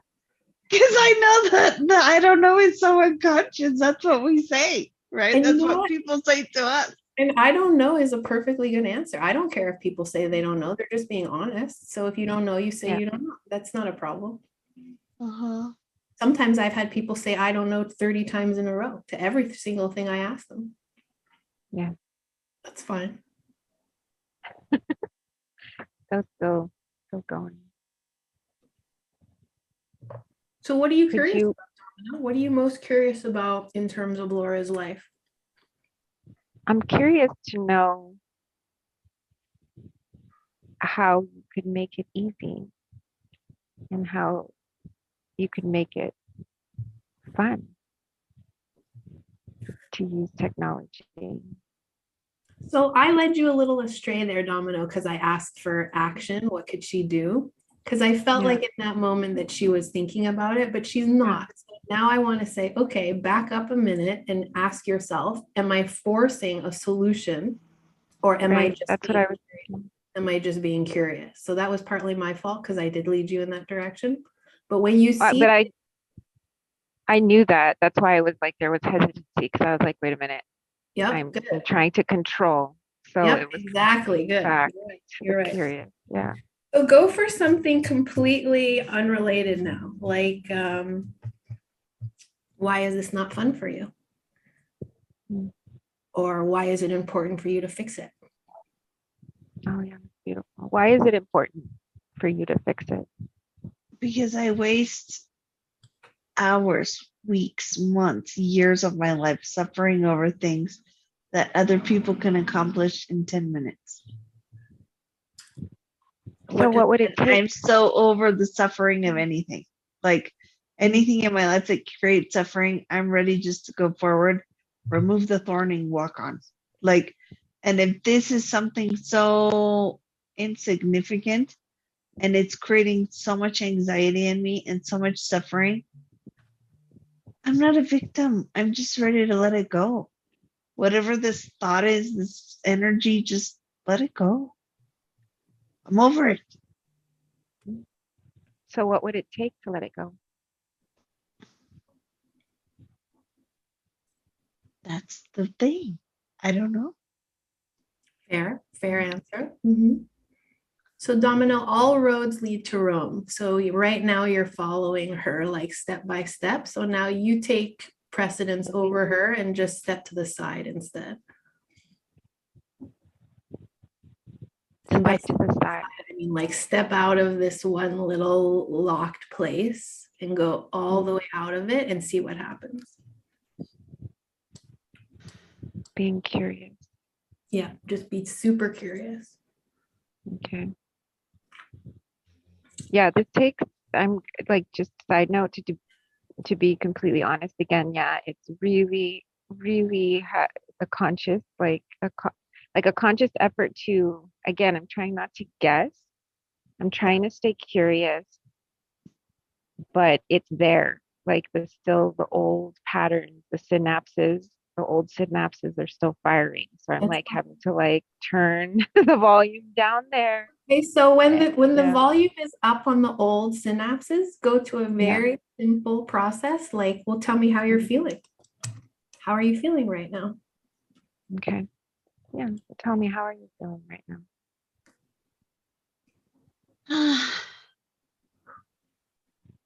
I'm feeling like I want to feel excited about this.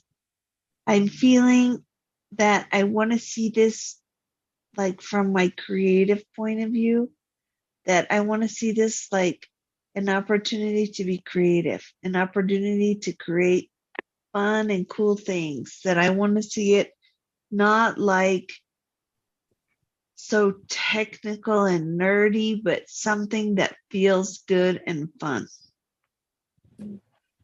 What are you going to gain from that?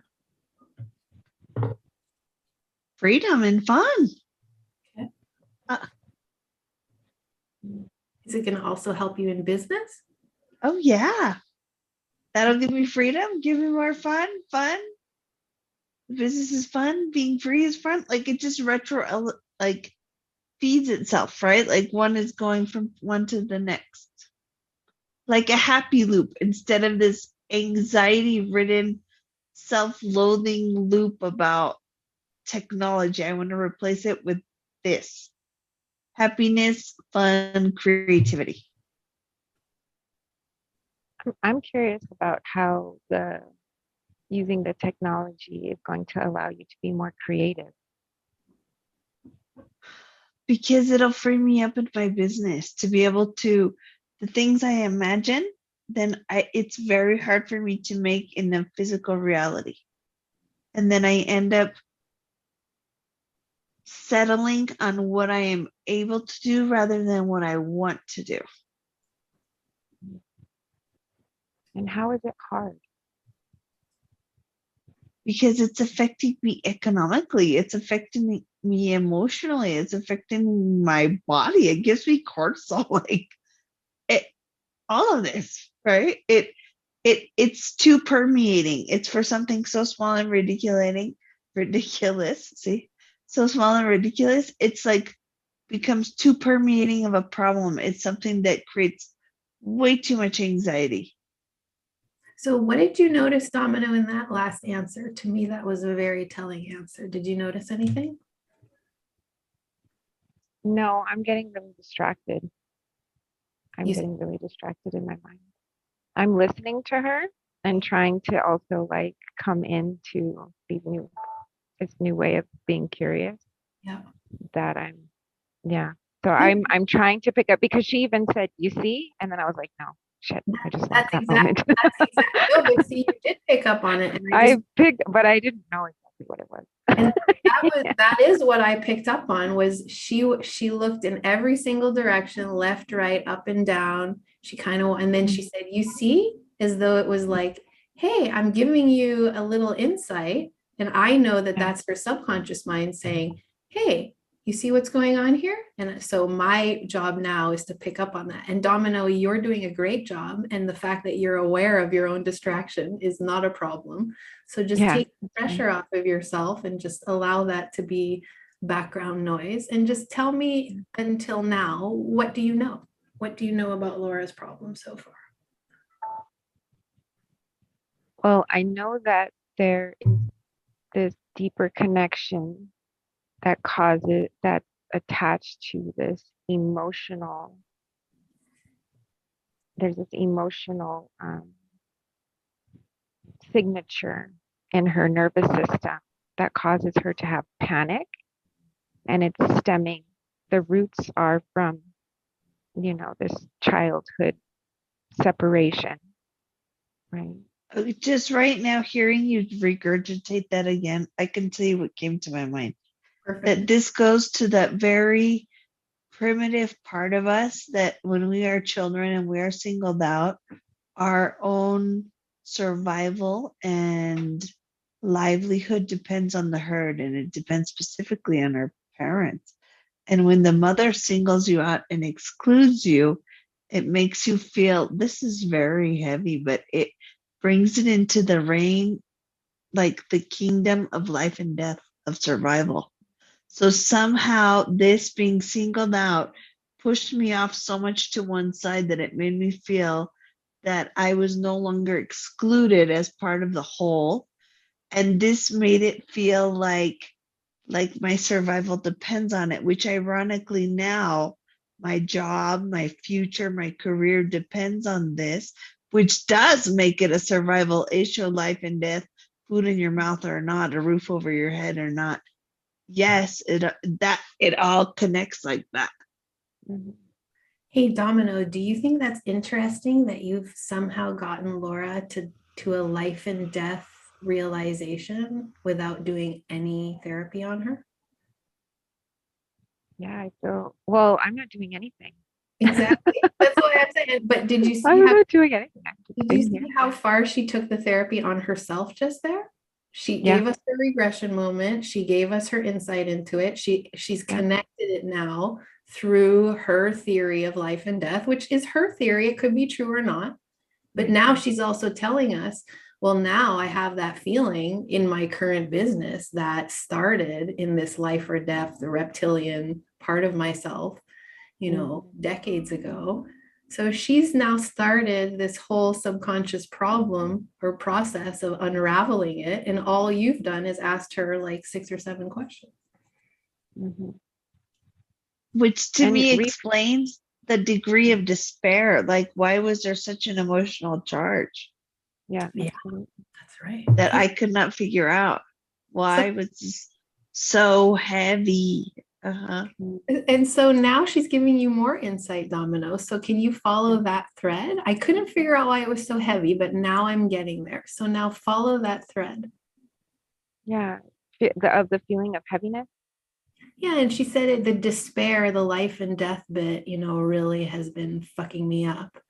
And so I would want to know next, well, is the feeling of despair accurate for not being able to find a Zoom link, for example? Yeah. I'm not gonna lie, now that out of this, it's really distracting to start and stop. I think it's too, like, I'm just gonna be compassionate with myself and say too, like the like the ADHD in me, the one like it's like I feel like we're going like this, Yes, you are. coaching like this. Yeah. Yes. And by the way, that's part I'm of having to hone it. experience, is it's not linear like regular therapy. So you're doing it completely correctly. And if you feel Yeah. that way inside of yourself, be compassionate with yourself and tell yourself, oh, yeah, her mind is Yeah. going in a zigzag. So I'm just zigzagging with her. But With also, her. I'm interrupting you. So let me not interrupt you for a few minutes and see what happens. No, it's okay. Yeah, it's just You're doing it perfectly. yeah, I'm just gonna take a deep breath. Yep. Yeah. I feel like I'm like, wow, the change is real. Yep. The change is Just real. noting the change in this is real. So I'm just gonna But you're doing a great job. I mean, your intuition has been completely accurate. So blame me for interrupting you more than anything. no blame game. So Laura, what do you gain by feeling this life and death situation when it comes to having to find like a Zoom link or turn on the printer? What is it that you gain from that process? I gain nothing. It just keeps me excluded. There's nothing positive about it. Mm. And what do you feel like is going to happen if you continue to have the same feeling of panic and kind of life or death related to these activities when it comes to using technology? Well, to be honest, I don't feel that I will continue. There's a part of me that knows that if I'm living this, if I am in this profession, there's going to come a moment when it just breaks because it's unsustainable to my current lifestyle. It will it's a matter of time. I don't know if it's today, tomorrow, in the future, but it needs to stop because otherwise the person that I have envisioned, the person that I see myself as, does not carry this baggage. It's impossible. So I have to set it down. I have to untie the knot. I need to face it once and for all. It's what like does that there's person look like? no two ways about it. So what does that person look like who handles technology with maybe ease and grace? Or how do you envision Like I wake Laura? up in the morning and I'm happy about doing that stuff. That I think it's fun, that I'm proud of myself, that I say, hey, look how good this looks. And I did it myself and look how fast I can print out whatever I want. Yeah, like, so that it's lighthearted because my nature is lighthearted. This goes against me. It's not, it doesn't vibe with me. Like, it is not something that belongs in my life. So when somebody tells you about who they really are, invite that person to the table. So she said, this goes against my nature. So what is your real nature? Let's hear from that person. Yeah, who is that, Laura? I'm creative. I'm lighthearted. I enjoy my day. I wake up happy. I like to play and make fun, and I can face even the very ugly things with hope and a positive attitude. I cannot be defeated by a printer. It doesn't belong in my life.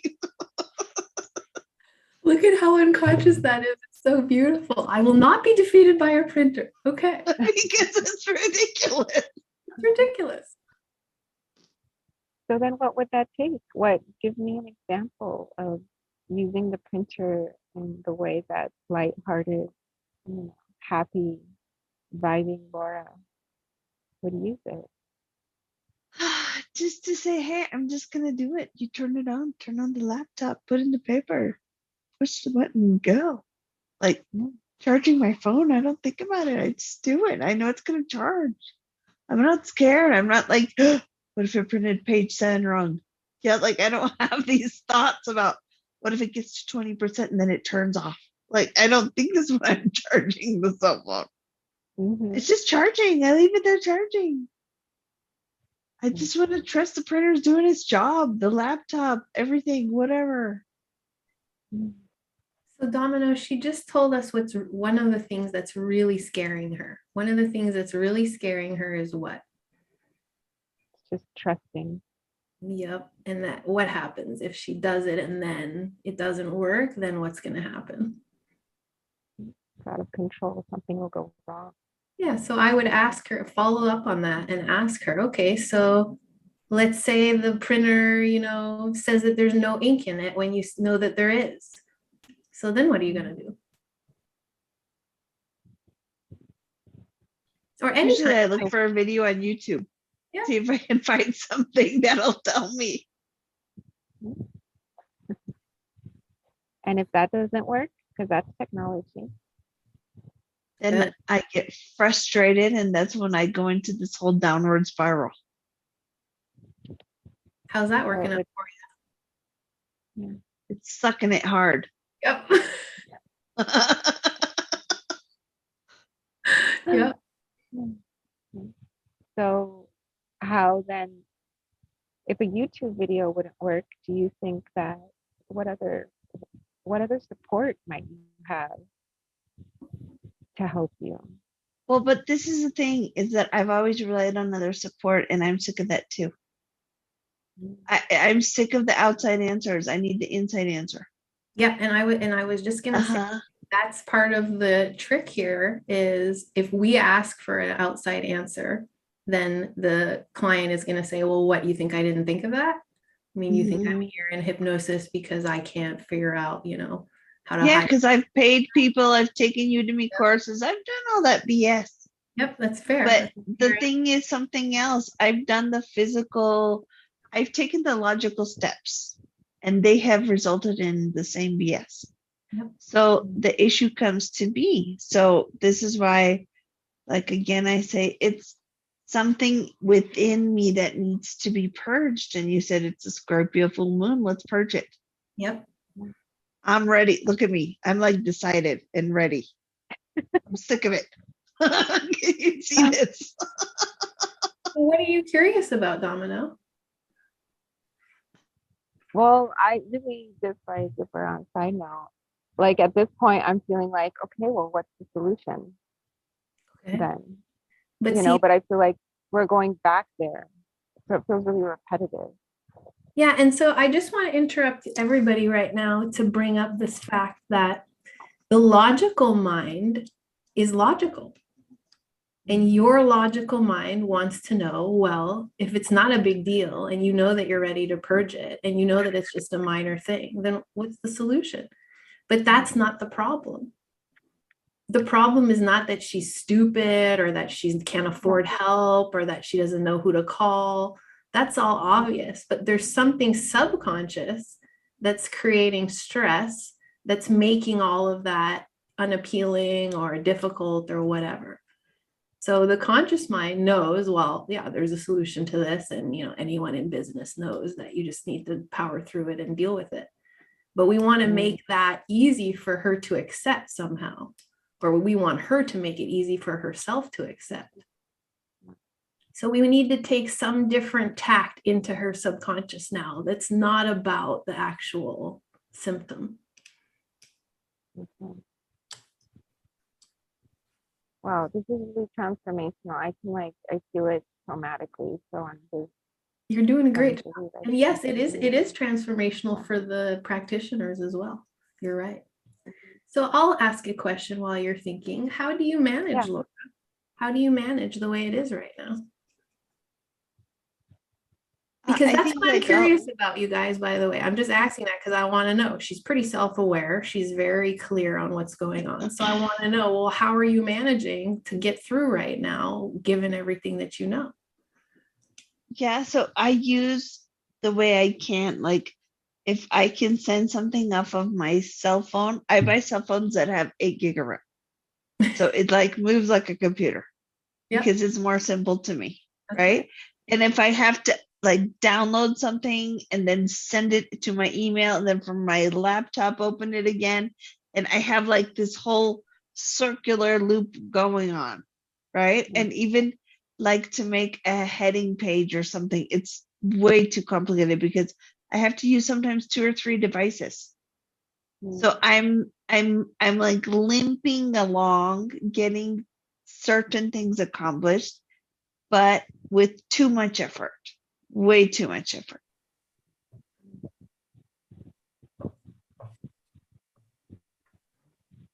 So what would it take to make it feel easy and doable?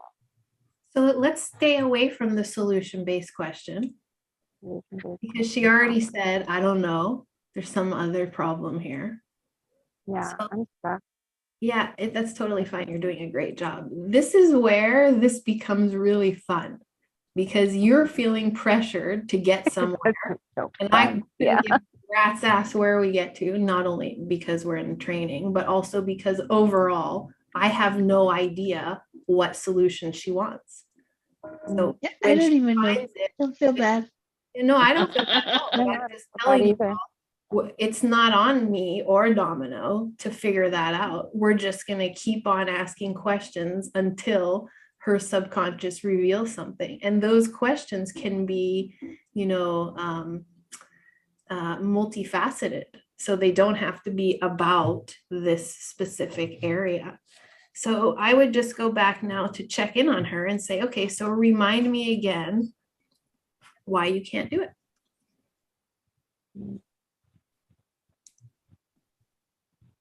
Remind me again. What's the problem?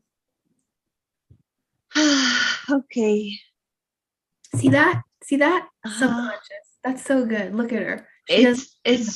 It's just the anxiety Yeah. that I get related to technology.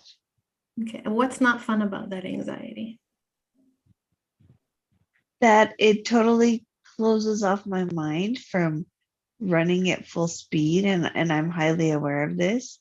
I'm unable to see the obvious solutions.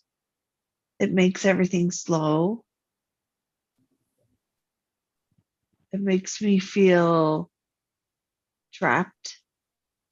I would have to say that's the biggest one. It makes me feel trapped. Thank you for sharing. That's very interesting. What are you curious about Domino when she says, I feel trapped? You see how that has nothing to do with computers? The computer thing is irrelevant. I feel trapped, though, is a very interesting expression of her soul.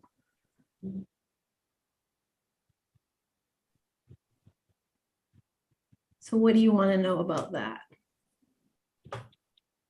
I don't know. I feel like we're just going in circles. To be No, honest. no, that was very good, I Domino, feel because stuck. I feel like circles.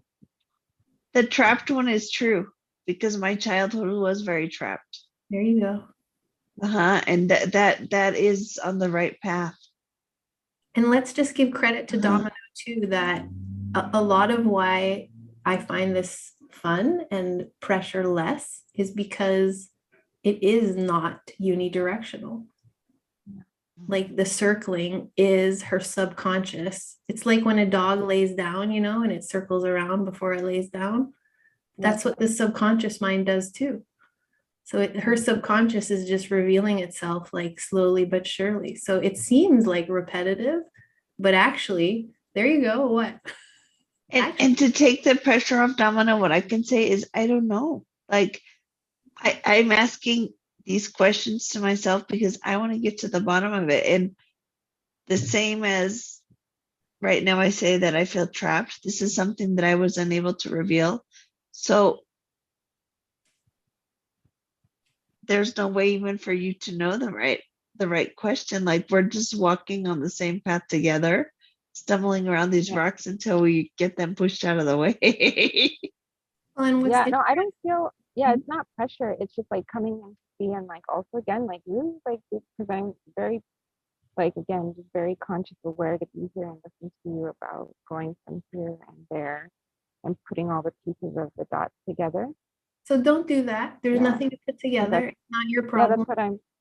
That's what I'm saying. Like it's really detaching because it's like detaching from that.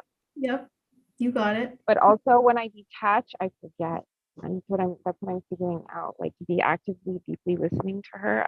If I'm cutting, like it's like so surreal. Anyway. Yep, it is. It is. Yeah. It's very subconscious for you too. No, you're having the exact correct experience. It's perfect. So I guess when it comes to being trapped,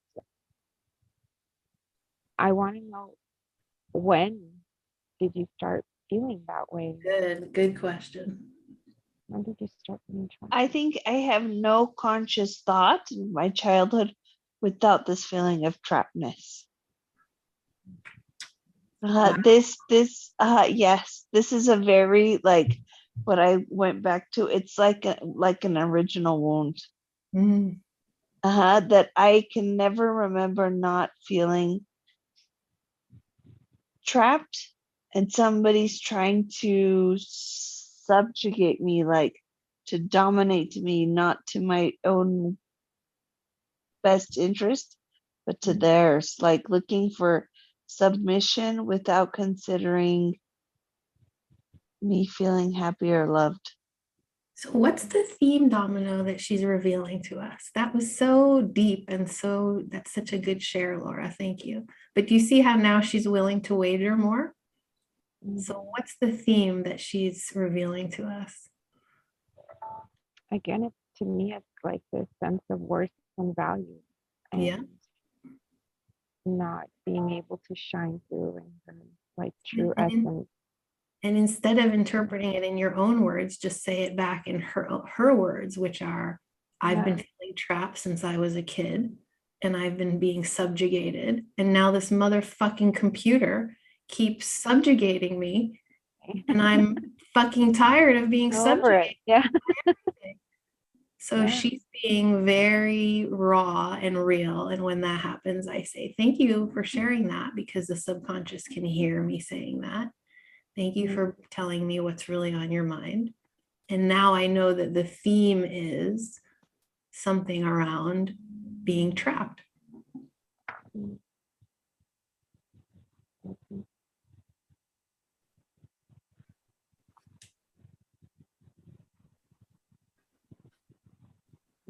In what way do you need to change, Laura?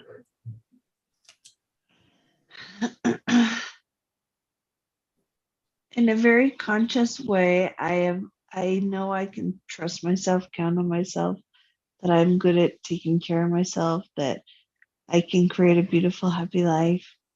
But I need to allow my subconscious to free itself from this burden of feeling trapped or vulnerable or waiting for the help that's never going to come.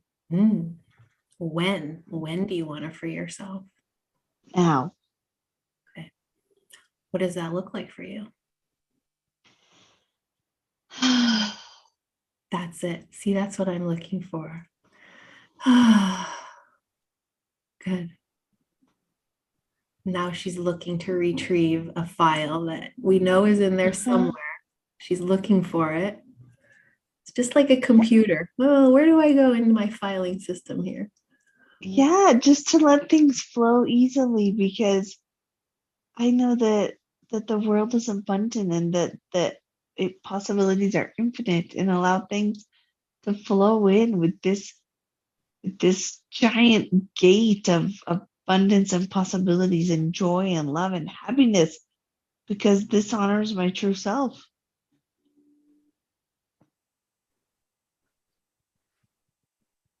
Sorry, Domino, I've taken over from you here. Do you want to keep going? No, it's okay. I'm remembering. I'm putting things into No, you're doing program. great. Yeah. So I keep want to go to solutions. So that's why I'm being quiet, because I know all of my questions are just like solutions. well, and don't forget, you're the very first example therapist, and you're not a trained hypnotist. So you're doing excellent given all of your qualifications and who you are. So it's perfect. But I want to ask. No, this is great. No, this Yeah. is great. Yeah, I don't feel any kind of negative way about it. So thank you for checking in. I'm definitely feeling a learning experience here. Yeah, it is. And Laura, so tell me, how are others going to know when you're living the way you just described, like in your full freedom and in your full color, the way you just How said? are others going to know? Yeah, how are others going to be able to know that you've changed? Because my life is evidence of it. Mm-hmm. All the things around me, my situations, my circumstances, my living conditions, my attitude, my body, it, like, everything vibrates this in such an authentic way, because this is how I vibrate. Like, my soul's true vibration is this. The other one is like BS inherited from a highly narcissistic mother. Yep. Right? Mm-hmm.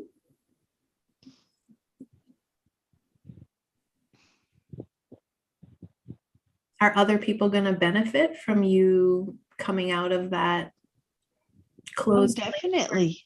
Yes, definitely. Like who?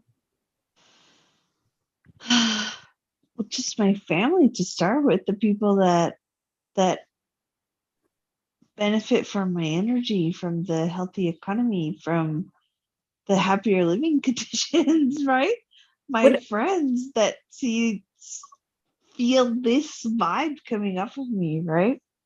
What about all the clients who don't know that you're available to help them because you're not using the technology? Well, especially them, because then I'll be able to reach them. Yeah. How does that seem to you when you think about, some person in their house who's having problems right now, and now they get help from you because you put up an ad that you used your computer for? What does that feel like? Yeah. Like it honors my true self. Oh, okay. It honors your true Uh-huh. self. Yeah. So what's stopping you from honoring your true self?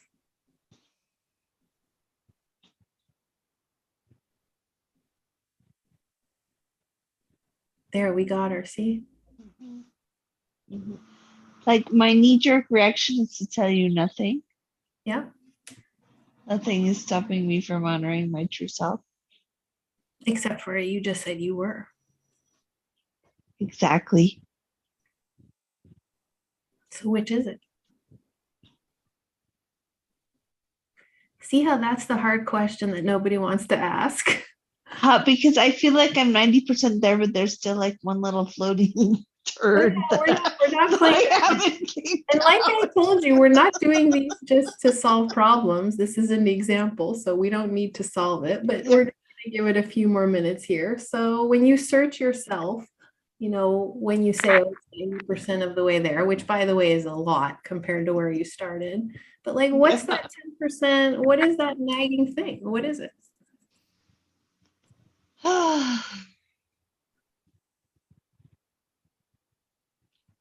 Maybe I just have to prove it to myself by doing it. Just putting it in action. Are you just saying that so that you can say something that you think will make me happy, or is that really what you want?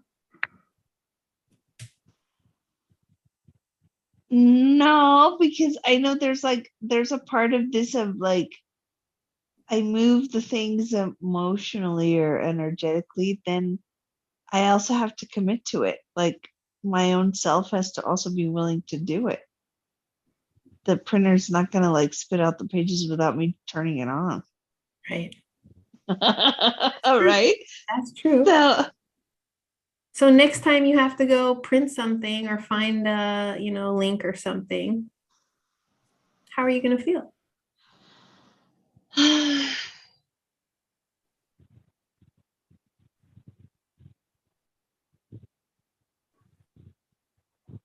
Like with a good attitude, but still afraid that I'm going to. Okay.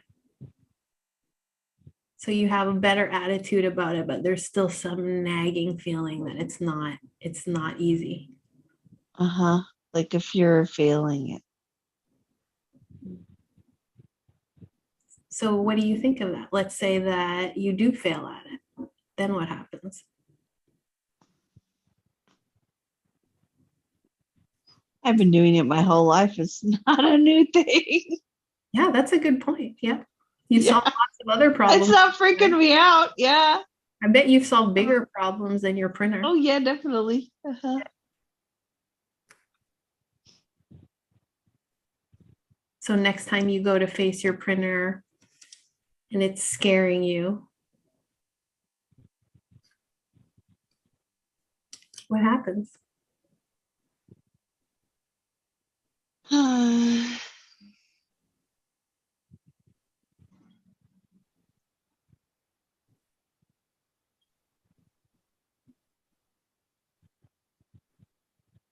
I think I should just stop and breathe for a second.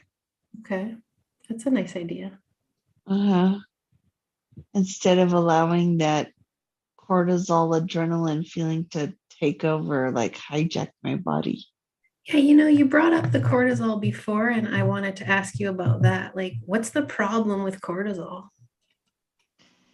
That it shrinks our brain. It doesn't allow us to think properly.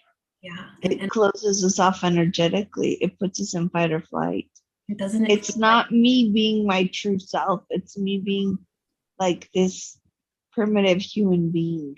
Yeah. And cortisol also it just doesn't feel that good, right? I mean, physically, it's a gross feeling. it makes us fat, it makes us old, it makes like all the bad stuff happen thanks to that. And it brings up that anxiety that you don't like. Uh-huh. Yeah. So is your health and your sanity more important to you than how a computer works or doesn't work? Oh yeah, totally. Yeah. So does it make sense to you when you're dealing with your laptop to give in your health for a few minutes? To give into my health? Yeah, like does it make sense to you to say, well, for this one moment I'll freak out and shoot my cortisol up, even though health is much more important to me than figuring out my computer? No, Right? because I know the way that I start something is the fruit of what I receive, and I don't want to build my business on like doing things by the old paradigm. Nice. I want my whole business to be built on this new paradigm of ease and love and joy, and I don't want to allow this in my life anymore. Not for a laptop, not for anything. Here. I'm so with you on that. I love that. Yeah, because what's the point of that? Yeah, no. What- I'm not serving that slavery. Like Yep. that needs to be behind me. Yep, that feeling of being trapped. Hmm. That shit creates cortisol. Yep. Okay, so what's the problem right now?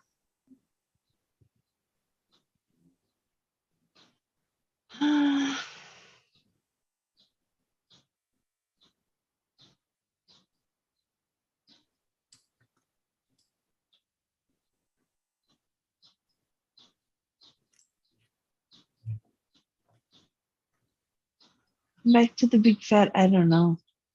But really, my body is like totally relaxed and over it. Nice. Uh-huh. Just describe that. You're saying your body feels relaxed and over it? Yeah, like I feel like this warm tinglingness in my upper back, and my legs and my arms feel calm. I don't feel that like dry mouth, anxious feeling. Amazing. Love that. Good Yeah. job. Do you feel like next time you need to find the Zoom link to join us, it will be? We'll see this tomorrow. That's right. Maybe I'll be the first one in.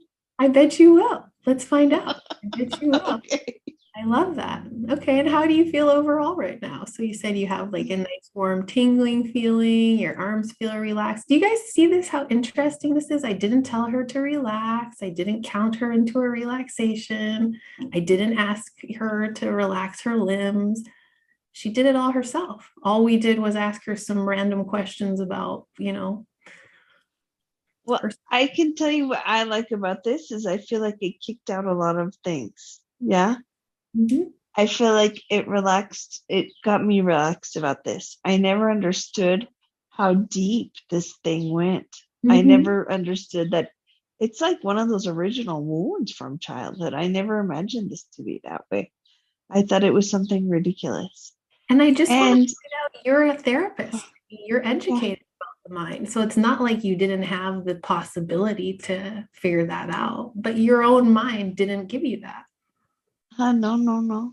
Yeah. And going back to the whole thing about being a therapist, I feel like as a beneficial side result that I did not expect is that it even made me feel more confident about the process, because there was no way for me to imagine this went like to an original wound. I love that. And that, so not really did it was like, I don't feel anxious about the printer, but I even feel more confident about being a therapist because I could trace the steps in my own mind. Yep. And feel how ridiculous the process is, because this is not like a game of straight hopscotch. This is like hopscotch on LSD. Like there is no logical jumping around. That's But nice. it totally went to this whole issue of being trapped in this old paradigm, the new paradigm, the slavery of the past. And are we in the third dimension, or do you want to be in the fifth one? Like Beautiful. it went way deeper than I ever imagined. this conflict with the printer was. Hopscotch on LSD. I love it. Beautiful. I'm using it. I'm stealing that term. So are you comfortable, Laura, to bring everybody back now and talk about it? Sure. Uh-huh. Well done. You did a great job. And I can't wait to see you first on the Zoom tomorrow. So that will be Okay, me too. our little check-in with you. So everyone, you can turn your screen back on. Domino, you did an incredible job. Do you see how you just solved her problem without any training? Yeah, You did really good. That's what I kept telling you. Your questions were like, they were good. Thank you. Yeah, it's interesting because just like I'm being trained as a holistic nurse coach right now. And so it's like I'm just getting trained in that, but I knew I had to take this. And so I'm like having to be programmed to reprogram. And I love it. It's so good. Thank you. And don't worry, Domino, because you're going to get to use your training. It's just going to be now without the pressure of that being the only thing you have. So yeah, I love it. I just want you to know it's not like I'm saying you have to not do who you really are. You can continue that, but now you have this background tool of like, well, I can always go this direction so I can get to this person's, solution. Yeah, I love to dive deep. So for me, it was like a lot of different connections that were made. So yeah, thank you for letting me do the first one. It was cool. Amazing job, both of you. So what I want to know now from everybody is, and we'll have a break in maybe 20, 25 minutes, just so to give you a preview if you want to plan your feeding times, etc. But let's go over this first and then we'll do the break. So what was the major indicator when Laura would go unconscious? And you can just all unmute yourselves and yell it out. When It would she be like, Oh, go ahead, sorry. no, go ahead. Michelle Venbrook. Yeah, she kind of would look away and then she would like take these deep sighs and really and yeah, it was lovely. Like the lighthearted Laura would come through and Exactly right. And it was so obvious because it happened like 7 or 8 times to where you could say, oh, Laura, when she's really in her unconscious, acts this way. So that tells me as the therapist, oh, go there, go there. And you're right. It was a giggly laugh, right? Looking. And then when she really would go for it, it would be like, lean back in the chair. So that's like her little, modality of indicating to us, okay, you're talking to the part of me that's willing. What were you going to say, Brooke?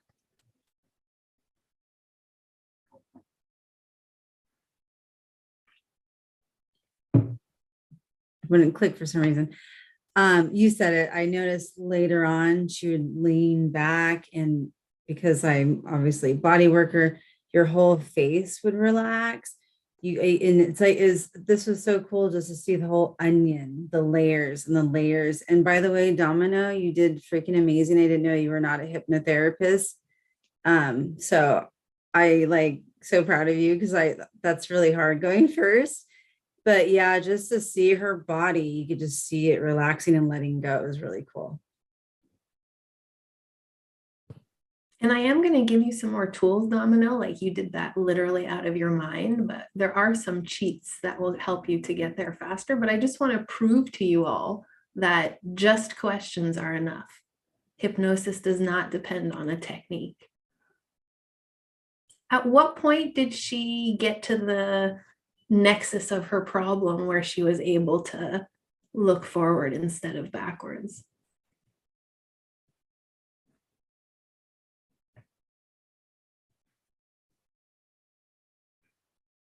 maybe like the life and death. It was so quick too. She was like, oh, life and death. This is heavy. It's awesome. I was like, you're super savvy, Laura. It was wild. But that's what's so funny is I can face the really ugly shit and I can do it happy. So if I'm so brave to do that, like, what the fuck? This fucking thing is making me suffer so much. Fuck you, printer. Hey, check it out. Look at this. Watch this, you guys. Do you guys all see how this trance is working? Do you see how hypnotized she is? She's finding it all hilarious now. And now this Because process, it is ironic. It is It's hilarious. ironic. it's going to go on and on now. This will go on for days and even weeks where she's just like looking in her own mind, being like, where else have I done that to myself? Like this is what trance is now she's in this state of mind of like, what the fuck? That was weird. That's how the trance works out. And I agree with you, Michelle, on what you were saying, that when she got clear on, it wasn't that my mom, othered me, it was that it has something to do with life and death for me. And so a regular therapist would have been like, oh, your mom, let's heal your inner child. Let's, timeline. But the othering me did make me feel like by othering me, I'm going to die. Okay. Because, Yeah. yeah. Do you see how it was It important? did make me feel like, Yeah, go ahead. I was going to say sorry. how it was important for you to go from othering to life and death. And Yeah, because together helped you to get that moment of clarity. I never would have seen it. And thank you, Michelle, for what you just said too, because it makes me realize that even for clients that the process can be that instant. Like it can be so fast that you make that connection and you untie the knot. Not everybody needs to sit there for 12 minutes in a total cataleptic state. Because this was like going to another issue that I would see other people having patients like this.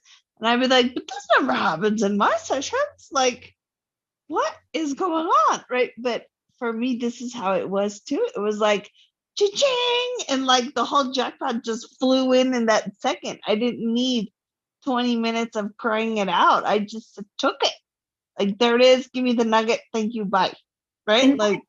And just by the way, Laura, I agree with you. Like that's what's astounding is that moment is $1 million moment. And by the way, it's a $1,500 moment for everybody watching, but it's $1 million moment for the client.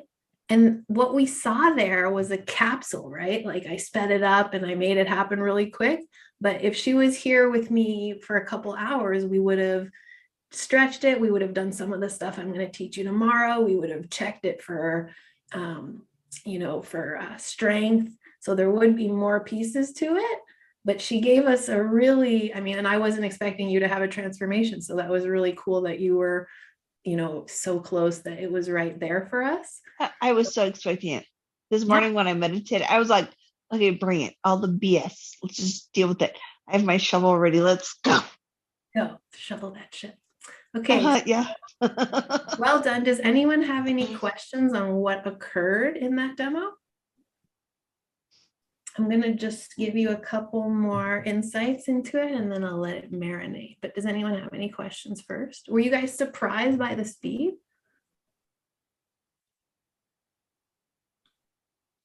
Did you expect her to solve it in 45 minutes? No. I didn't either. What I also love, just to butt in really quick, is like she's sitting in a chair with her eyes open. Like, we're doing this.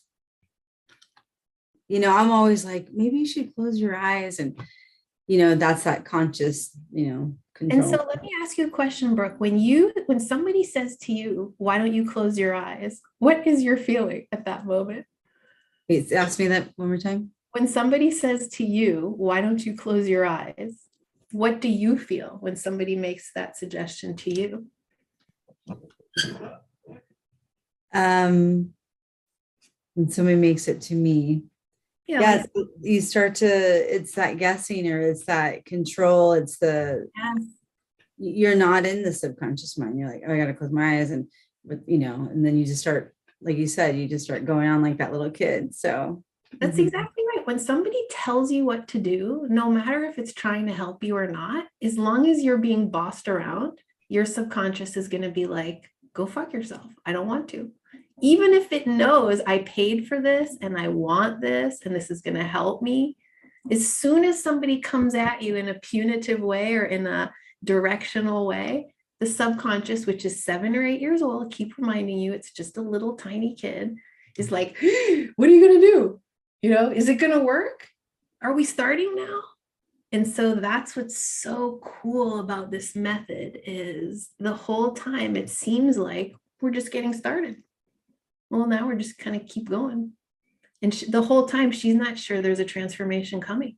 And so because we've taken away that whole mirage and that whole expectation and that whole song and dance, now we've let the subconscious just be. And that's all it wants. It just wants to get out what it needs to get out and shift. But if you set it up in a parameter, Brooke, where it's like, now this, then its feeling immediately is like, well, what if I fail at that? Or what if it doesn't work? Or what if I don't like it? Or what if I need to go to the bathroom? Like it's already working against you.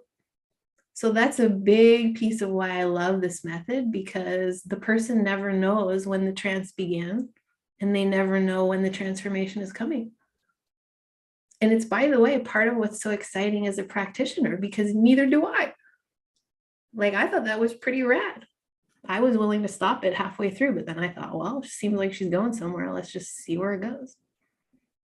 So that's what I'm saying, Brooke, about the pressure being off. Yeah, there's so much I pressure. don't need to do any induction. She'll induce herself. And what I love too, like Domino, is I'm like you, like I was feeling that, like we're so programmed that we have to have all these steps. It started in school. You got to have your title, what's it about? And like, boom, boom, boom. So, and then, but me watching this, I'm like, aha, I get what's happening. And when you said, yeah, you're supposed to zigzag. And I'm like, we are. Cause I was like her, I'm like, like so focused on like what hasn't even happened yet. Right. Which is also one of my issues, but, and then it just starts to flow. It's like, yeah, it's all about listening and watching your client, and you just go with it, like in that intuition, everything. But to see her do that, you also learn to let go of that control. And like, I think you were saying like a solution or something, but yeah, it was really cool to watch. And Brooke, part of why I'm so addicted to this and why I love it so much is because when you let go, you also heal as a practitioner. And so I love coming to work because I wake up thinking the same shit you guys do, which is got to get the kids to school, got to flatten my hair. I have to be here at this time. I need to get to the gym. I'm too hot. My room's, not bright. And like, I have the same thing, but then I sit down and I work with someone for a couple hours, and that thing happens where I don't have to be, pressurized to do something, and it's therapeutic back at me. So it has like such a, capsule forming effect of subconscious to subconscious with no strings attached. So I know it's so weird, right? And is it so unexpectedly powerful that you can do nothing and everything happens? So what are the unconscious moments? So you guys already said about Laura's unconscious moments. Her eyes were moving. And we didn't ascribe meaning to that. It wasn't like her eyes move one direction, which means yes, or something like that. It's just overall, I see that she's more subconscious when her eyes move or when she exhales. And then somebody else said, Brooke said about her musculature in her face. So that's exactly right. Your face reading, your eye reading, you're reading the tonality, her tone of talking, those big bursts of laughter. I really capitalize on that because that's such a good feeling, right? Like that's her own body saying, ha ha, fuck you, problem. So that's the subconscious mind being like, hey, let's not focus on the problem anymore. Let's laugh about it. So that's subconscious. That's the subconscious like laughing it up, saying, great, I'm on the road to a solution now. So capitalize on those laughter moments. And then Domino is super intuitive as a person, like she's an intuitive woman and practitioner. So she picked up a lot on energy and feeling, like especially in the beginning, she said a lot of, well, I'm getting a hit of this, or I'm getting an intuition about this. So if you're of that variety of person, those are great entry points into the subconscious as well. And this list that I'm putting up right now is not exhaustive. You know, like some people cough, some people burp, some people, you know, feel nauseous.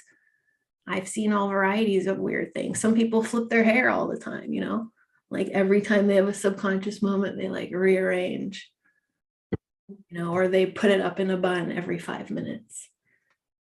Or I've seen people who like fix their glasses, or who lean on one side, or who lean back when they're not saying something conscious and lean forward when they're saying something subconscious.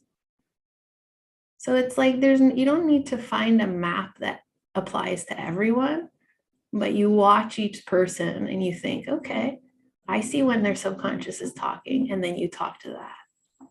That's what I mean about being a subconscious whisperer, is like you trust that and you run with it. Does that make sense? Subconscious moments are super, super vast. I might have to steal that or also use that. I love that whisper. Subconscious whisper, yeah. I kind of think that, Brooke, like that's what I perceive myself to be doing. Like what I'm doing when I'm really good and when I'm really in it is I'm just having a dialogue with the subconscious, and the conscious is talking to me up here, but I'm not listening to it. I'm only talking here. And I've gotten, that's how my clients, I mean, my sessions are getting shorter, is that I do less of this and more of this. Like, I think when I was still at 6 sessions, I still engaged in this a lot because I thought, oh, I need to listen to this person. But then I realized that's just wasting their time. They already know all this stuff. So what if I talk here more? And I think that's just with practice, right? You get like more and more involved in the subconscious conversation. And I do think that's a superpower. Like, use it at a party, you guys. Go to a party, and next time you talk to someone, just be curious. And they're going to be like, that was weird. That lady talks a whole other language. Yeah, because we are a subconscious talker. And they're going to feel a different way about you than about everybody else there. So I want to give you a break in a minute. ACH, Advanced Conversational Hypnosis. This is what you just learned. In order to understand this style, you cannot think in the traditional therapy ways. If you're experiencing problems with the traditional stuff, like not being sure what to do, client not getting a breakthrough, too many sessions, too much, paraphernalia, we have to just drop all that. And Domino was super cool and raw and honest about like, well, fuck, if I drop everything I already know, what's left? And that's cool. I do agree that that's disorienting, and that's okay. I want it to be disorienting. The subconscious mind is a disorienting place. It's a vast supercomputer. If you feel oriented in it, you're not in it. So it is disorienting and it is confusing. So what you saw with Laura solving her own problem there in 45 minutes is that the problem was not the problem. The computer was not the problem. The printer is not the problem. Her mother is not exactly the problem. The problem was the way she thought about the problem, which was she thought my existence depends on me getting over this. And so my life is at stake whenever I approach my printer or my computer. That's just a way of thinking about it. It's not true. It's not actual or real, but she did have a problem thinking about it that way. So the conversational style is about perceiving how they perceive their problem. And by the way, it's super important to drop your judgment, because like an analytical person is going to be like critical of that. Well, how is that even a problem? That's not a problem. You can just go on YouTube and fix it. Like, she already knew that. She already knows that. It doesn't mean that there's not a problem that keeps her from doing that. That's the piece that you're trying to figure out, is her perception of why she can't do the logical thing. So don't judge the people, because half the time you're going to be like, well, that's not a problem. But it is a problem because they can't see that there's a way to get around that problem. So all you're going from is this tight thought that they have to an open space where they can see, oh, there's more options. And by the way, you're all wondering right now, well, shouldn't we have gone over her options? No, she can do that herself. She's a grown woman. She's been through life already. She's already had hard days in her life. She doesn't need me at $1,500 to walk her through. Well, there's the Geek Squad and there's YouTube and they're like, no, that's not the solution. The solution is I have the power to do whatever I want to do, and then she'll figure out the rest. So I guarantee you that after the session, as she processes what just happened, lots of things will come to her.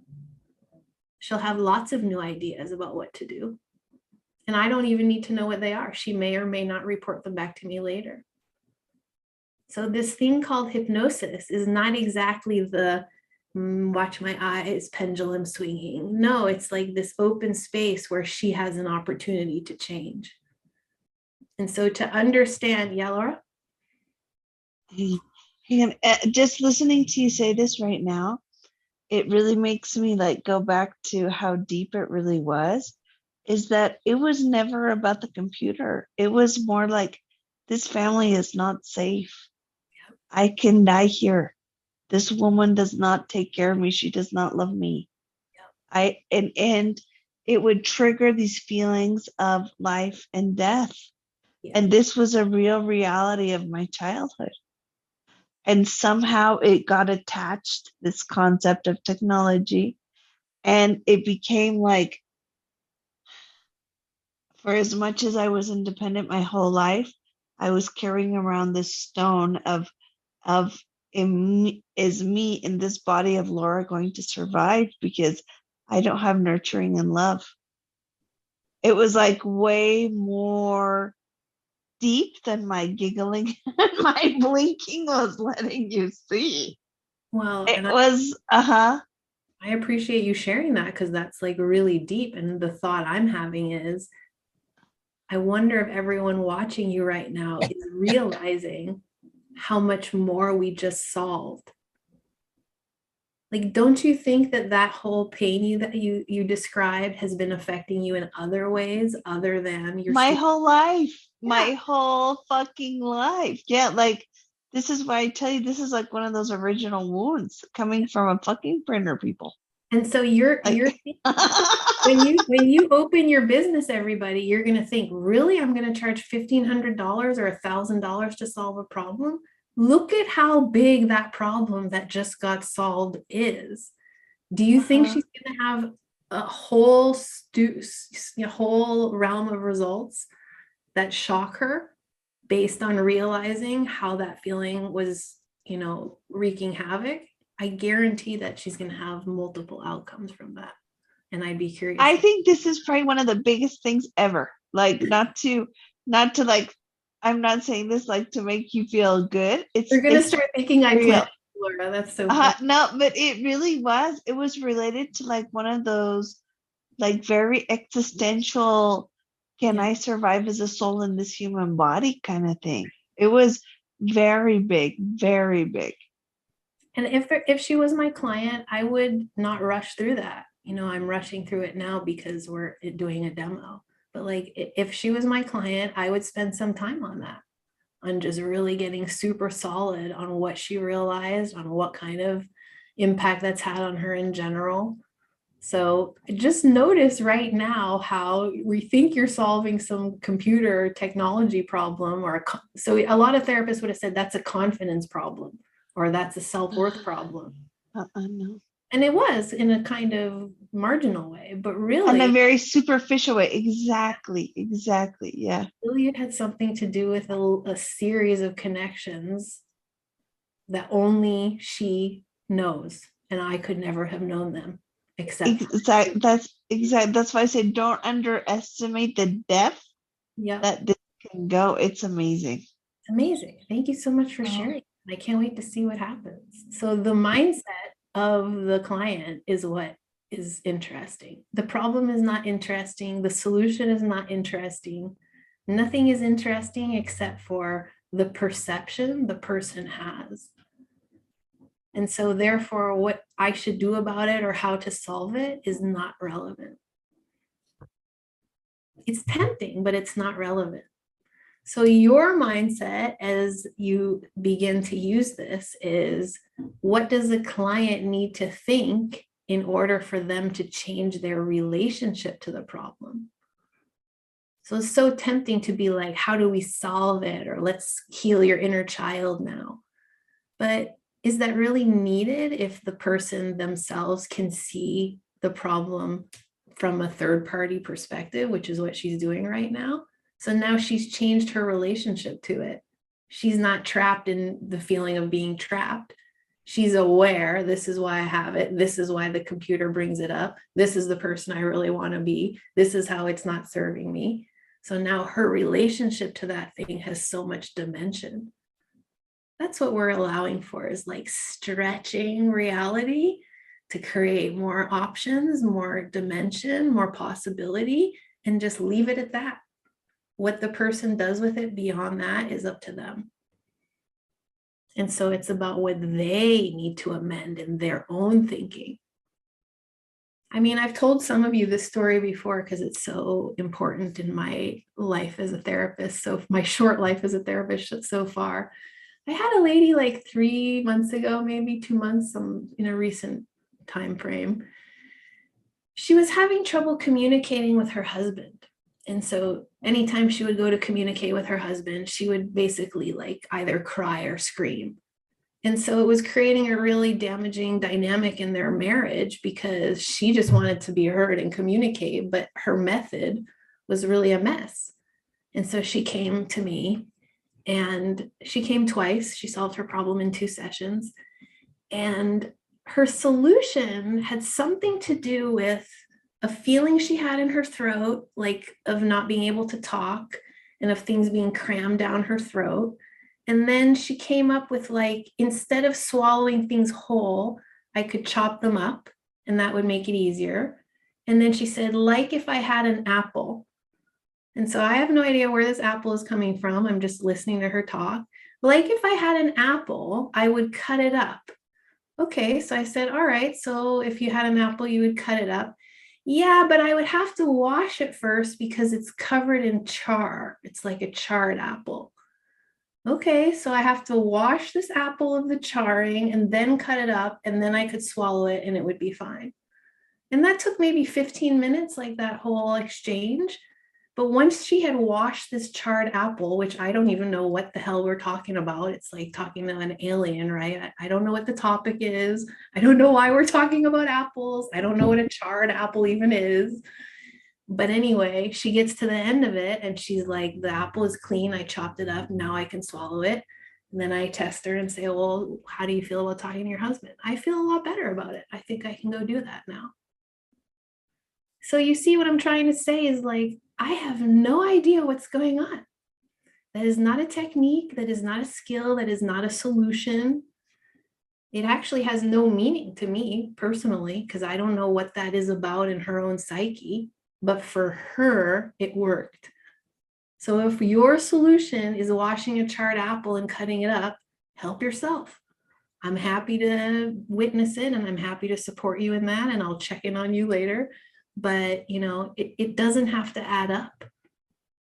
So it's like kind of radical what we're talking about. We're not talking about find a solution like I can buy printer ink and put it in my thing and not worry about it. It's like she could have said anything.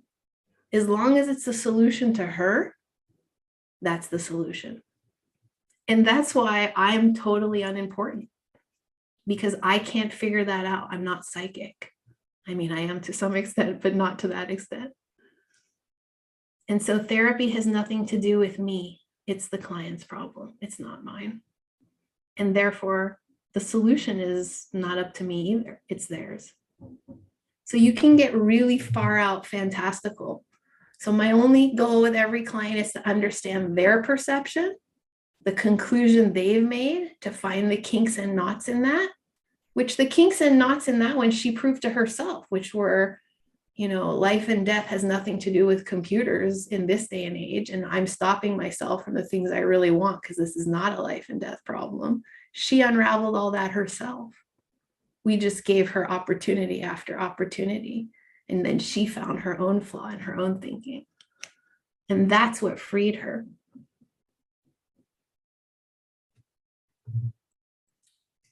Soulsway solutions are individual. see my little illustration of solutions? That's a little joke. But I hope that the slide stays with you, because when you're in session, you're going to start thinking, I need to get this done. I need a solution. I only have 20 minutes left. And I just want you to always think of this slide whenever you're feeling caught, which is the solution is individual and I can't predict it. And no amount of my intelligence or how many degrees I have or how much protocols I know, none of that will help me to allow a person's own subconscious to emerge. So Soulsway solutions are individual, but the skill is universal. And the skill is the skill of unwinding this yarn. So all my job is to pull the yarn and watch it unravel in front of me, whether it's in one session or several. So this is very important. The solution for every person is their own. And it's not about me, and I don't judge it, and I don't even remember it half the time. As long as when I test them later, and I'll talk to you about testing tomorrow, but as long as when I test them at the end, like I did with her, and she says, yeah, I don't know, I feel free. That's the solution for her. The skill that I used is the same skill I use for anyone. Okay, and this is my last slide before we take our short break, which is, you guys all know that my PhD is in philosophy and in the ancient world. So just to help you remember, I mean, and I think this is part of why I'm good at it and why I love it, because I've already been trained in Socratic questioning. But to help you remember what you're doing, if you ever are laying in bed wondering, what am I going to do in my session tomorrow? Just remember that this is an age-old technique. And the Socratic dialogues, of which Plato wrote 39 of them, it's one dialogue after another of Socrates asking a person a bunch of questions. And at the end of the questions, the person says, I feel like you stung me like a stingray. And that's, I think, like the first example we have in the Western world of some guy getting to the subconscious mind without labeling it that. And so Socratic dialogue is very much what advanced conversational hypnosis is about, which is I'll ask question after question after question after question until you feel a sense of trance. And that sense of trance is what will take you to a new level of opportunity. So I think that was Plato's brilliance as well, you know, at the inception of Western civilization, was saying, let's do more philosophy and allow people to find out more of what possibility lies in their heart or in their soul, rather than politics, rather than demagoguery or whatever it is. Let's let people explore themselves by asking them. And that's all we're doing here, is allowing an opportunity through questioning and creating. You become this stingray down here. This becomes you. You're the stingray. And you're like, "Sss." And eventually the client is like, whoa. And from that opening, their superconscious says, you know, I do have more choices than I thought. That's why it's magic. Okay, so your first lesson in magic is done. Let's do questions until 3 o'clock my time, and then we'll take a short break for 30 minutes, and then we'll do a little more education and have another demo. So just unmute yourselves, ask me anything that came up for you or anything at all. It's more logistical, I guess. So you sell people like that you're going to solve the problem, not sessions. Yes. And so like they schedule the first one and like it's amazing and everything's solved, and then they just don't schedule again. Or they have the first one and there's more. Do you say schedule in 2 weeks? Do you say leave it up to them, like how they feel? Do you like, how does that part, like, is there some sort of ideal time between them? Do you just, because they're processing and processing. And so like, I feel like after a couple of our sessions, I was like, I need a month to like integrate. Yeah, how does that? So on day 3, I'm going to actually break down the technical end of this. So we'll go through this in detail, but just as a preview, I don't follow up past the second session because I don't want to interrupt anybody. So when somebody books in with me, I book their initial visit and a follow-up visit. I just book 2. Some of my colleagues just book 1 because they know that they're one-hit type and that's what they do. For me and the kind of person I am personally, I just feel like if I only see somebody once, I've never heard anything else. And this is just for me, for the kind of person I am, it's too open-ended. A lot of my colleagues don't feel that way. They're like, if I solved it, fuck it, they can just move on. So that's a personal choice in my personal opinion. But beyond the follow-up, I really don't touch the person ever again. And any one of you who've had a session with me know that I will respond if you speak to me, but I will not reach out to you. So I'm not the practitioner who's like, so how are you doing today? You know, did you get on the flight? How was it? And the reason is because what if they're doing great? And then I say to them, well, how's it going? And they're like, why? Why do you ask? And then the next thing you know, you're like, should something be wrong? Should I have a problem still? So I don't want to be part of the processing. I really trust that their subconscious can do it. I leave an open door there, which is if you need me, reach out to me. That's part of what you've purchased. Like half the people never get back to me. The problem goes away and I never hear from them again. I do put a six month limit, and I just started that because people started to come back for new problems thinking that I'm going to solve their new problem at their old payment, and I'm not. Like that's just a limit that I've had to reach in my business recently, which is after 6 months, and I think I'll shorten it to 3 months because 6 is still too many. You can't keep using sessions from that original problem. So long story short is me personally, I book 1 plus a follow-up. Anything beyond that, my session, my package is 4 max, so 8 hours of face-to-face for the $1,500, or it's actually my price is $1,737 right now. 15 is like the kind of idea for starting, and you can start lower. You could go 12, you could go 1,000, you could go 850. You know, it's up to you. But for me, that's like the initial problem is gone. And I'm sure, you know, if you've done my sessions, is discovery call is free. That's where we outline the problem. You get a welcome email where I define what you said so that I know when I look back, did we solve that problem?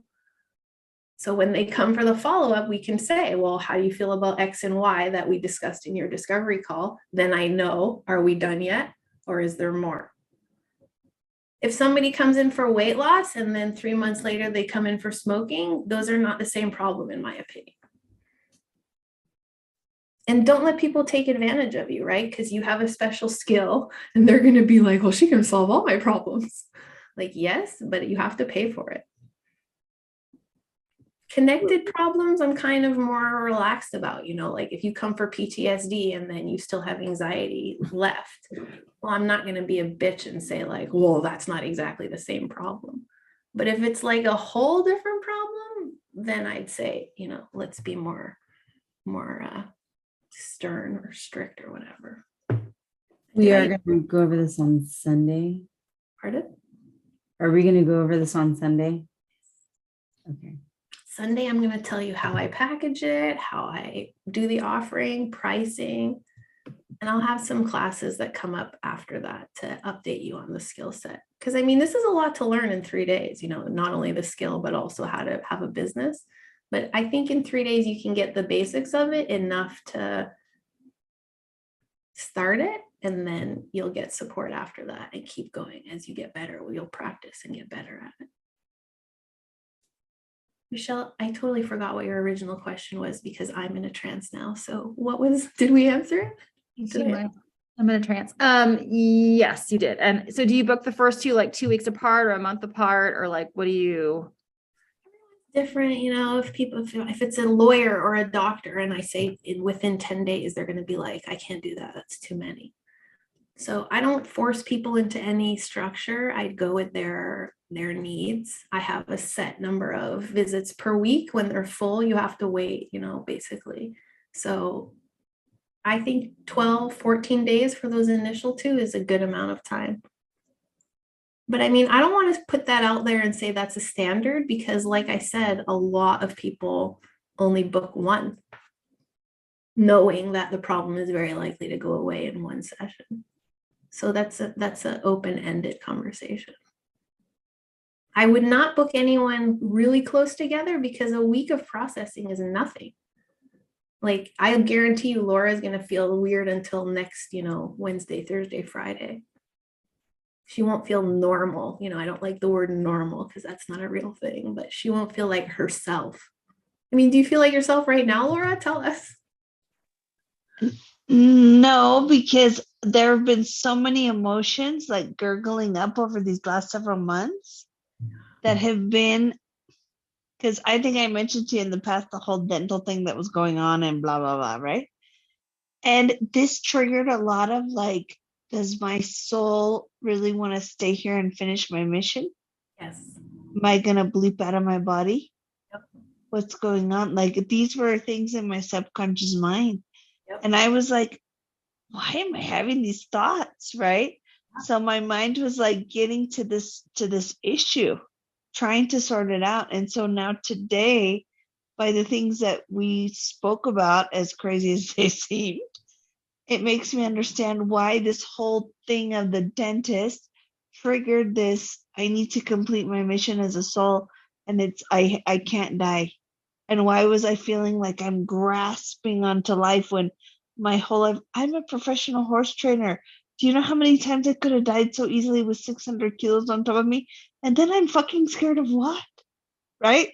So then, like, this was triggering too many things. And now it's all like starting to fall into place. For as ridiculous as it seems, printer can save your life. And that was such a great unconscious answer. You see, I asked what's going on now, and I don't even know what she's talking about. She has a dental problem. She's a lifelong horse trainer. She just gave me all kinds of other things that were not mentioned because she's processing. And that's great. I love that. Do I need to follow the whole thing bit by bit? No. All I know is that's not the Laura who started with me. That's a Laura who's doing a whole other kind of work that I don't, have insight into. And that's great. That's where her destiny lies, in that whole realm of opportunity. So all we did was like sometimes I feel like there's a veil in front of a person, and then it just like comes up and I'm like, hey, nice to see you. And that's transformation. Then the person is like, and this, and this, and this, and this. And I'm just like, great. So it's a little bit of like what we're doing is like peeking, like, hey, are you in there? Are you in there? You want to come out? Come on, come on, come on, come on, come on. Come on out. It's safe out here. And then wild things happen. So you just saw a perfect example of Laura is processing, and we don't exactly know what's going on, but we know she feels better.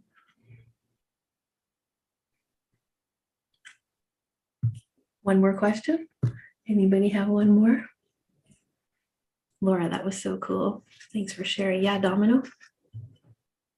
I guess the thing that keeps coming up, so I guess I'll just ask, is since our subconscious, right, sits in that kind of like 7 and 8-year-old mind, I guess kind of like dealing with maybe like frustration or many times like anger during the session when we're probing. Because I know, like, for instance, sometimes with my son, he's 9, but I try and sit and understand, and these questions are familiar to me, but at certain points it's like, yeah, I don't want to talk about it anymore. So yeah, kind of like what kind of techniques or what happened. Yeah. I mean, and I agree, like for a first demo, Laura was great because she stayed on the like real happy end of things, but it doesn't always go that way. Sometimes it crashes into rage. Sometimes it's I had a lady cry from minute 1 to minute 150 last week. She cried the entire session. I mean, I've never seen somebody cry continuously for 2 hours before. So even I was like, whoa, this is really, really interesting and intense. And then, by the way, her last 10 minutes, literally, it was like a light went off when I got to testing. She got out of the tears. She started laughing. Then she started coughing. And then she said to me, there is a laugh in here yet, isn't there? And it was so beautiful because she was self-aware that she had cried her whole way through. I had a lady last week who kept her eyes closed entire session. She peeked out at me a few times. So people will trance in different ways. That's okay. But what I was trying to say is different things come up: anger, frustration, rage, trauma, regression. They're all okay. Tomorrow, I'm going to teach you something called ETM, which is the emotional trance method. And so that's like a little tool that you can use when it's a very high pitch of emotion,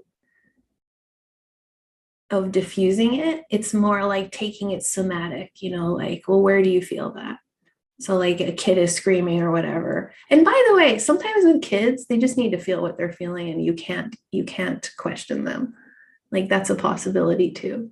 But if they're in an open space where you can say to them, well, where do you feel that? Instead of like, why are you screaming? Or like, this is too loud or whatever. It's like, where do you feel that? And then they'll say something like what Laura said, I feel like whatever she said, lightness in my chest and a relaxation in my arms. And then you follow that instead of following the conscious version. But I'll teach you that more tomorrow. And fact is, whatever is coming up, the subconscious wants to say what it's going to say. So it wants to be in a rage. I'm pretty much going to let it. By the way, I mean, there is a limit. If the rage is at you, at the therapist, that's a stopping point for me. Like, I don't let anybody abuse me. I don't let anybody get mad at me. I don't let anybody throw a fit at me. This isn't going to change because of you or any of that stuff. I'm like, let's just take a step back and talk about that. So if the rage is towards you or the frustration is towards you, that's different. If it has something to do with them and their process, allow it, ETM it, or use different questions. Sometimes it is what it is. Sometimes that's the healing moment.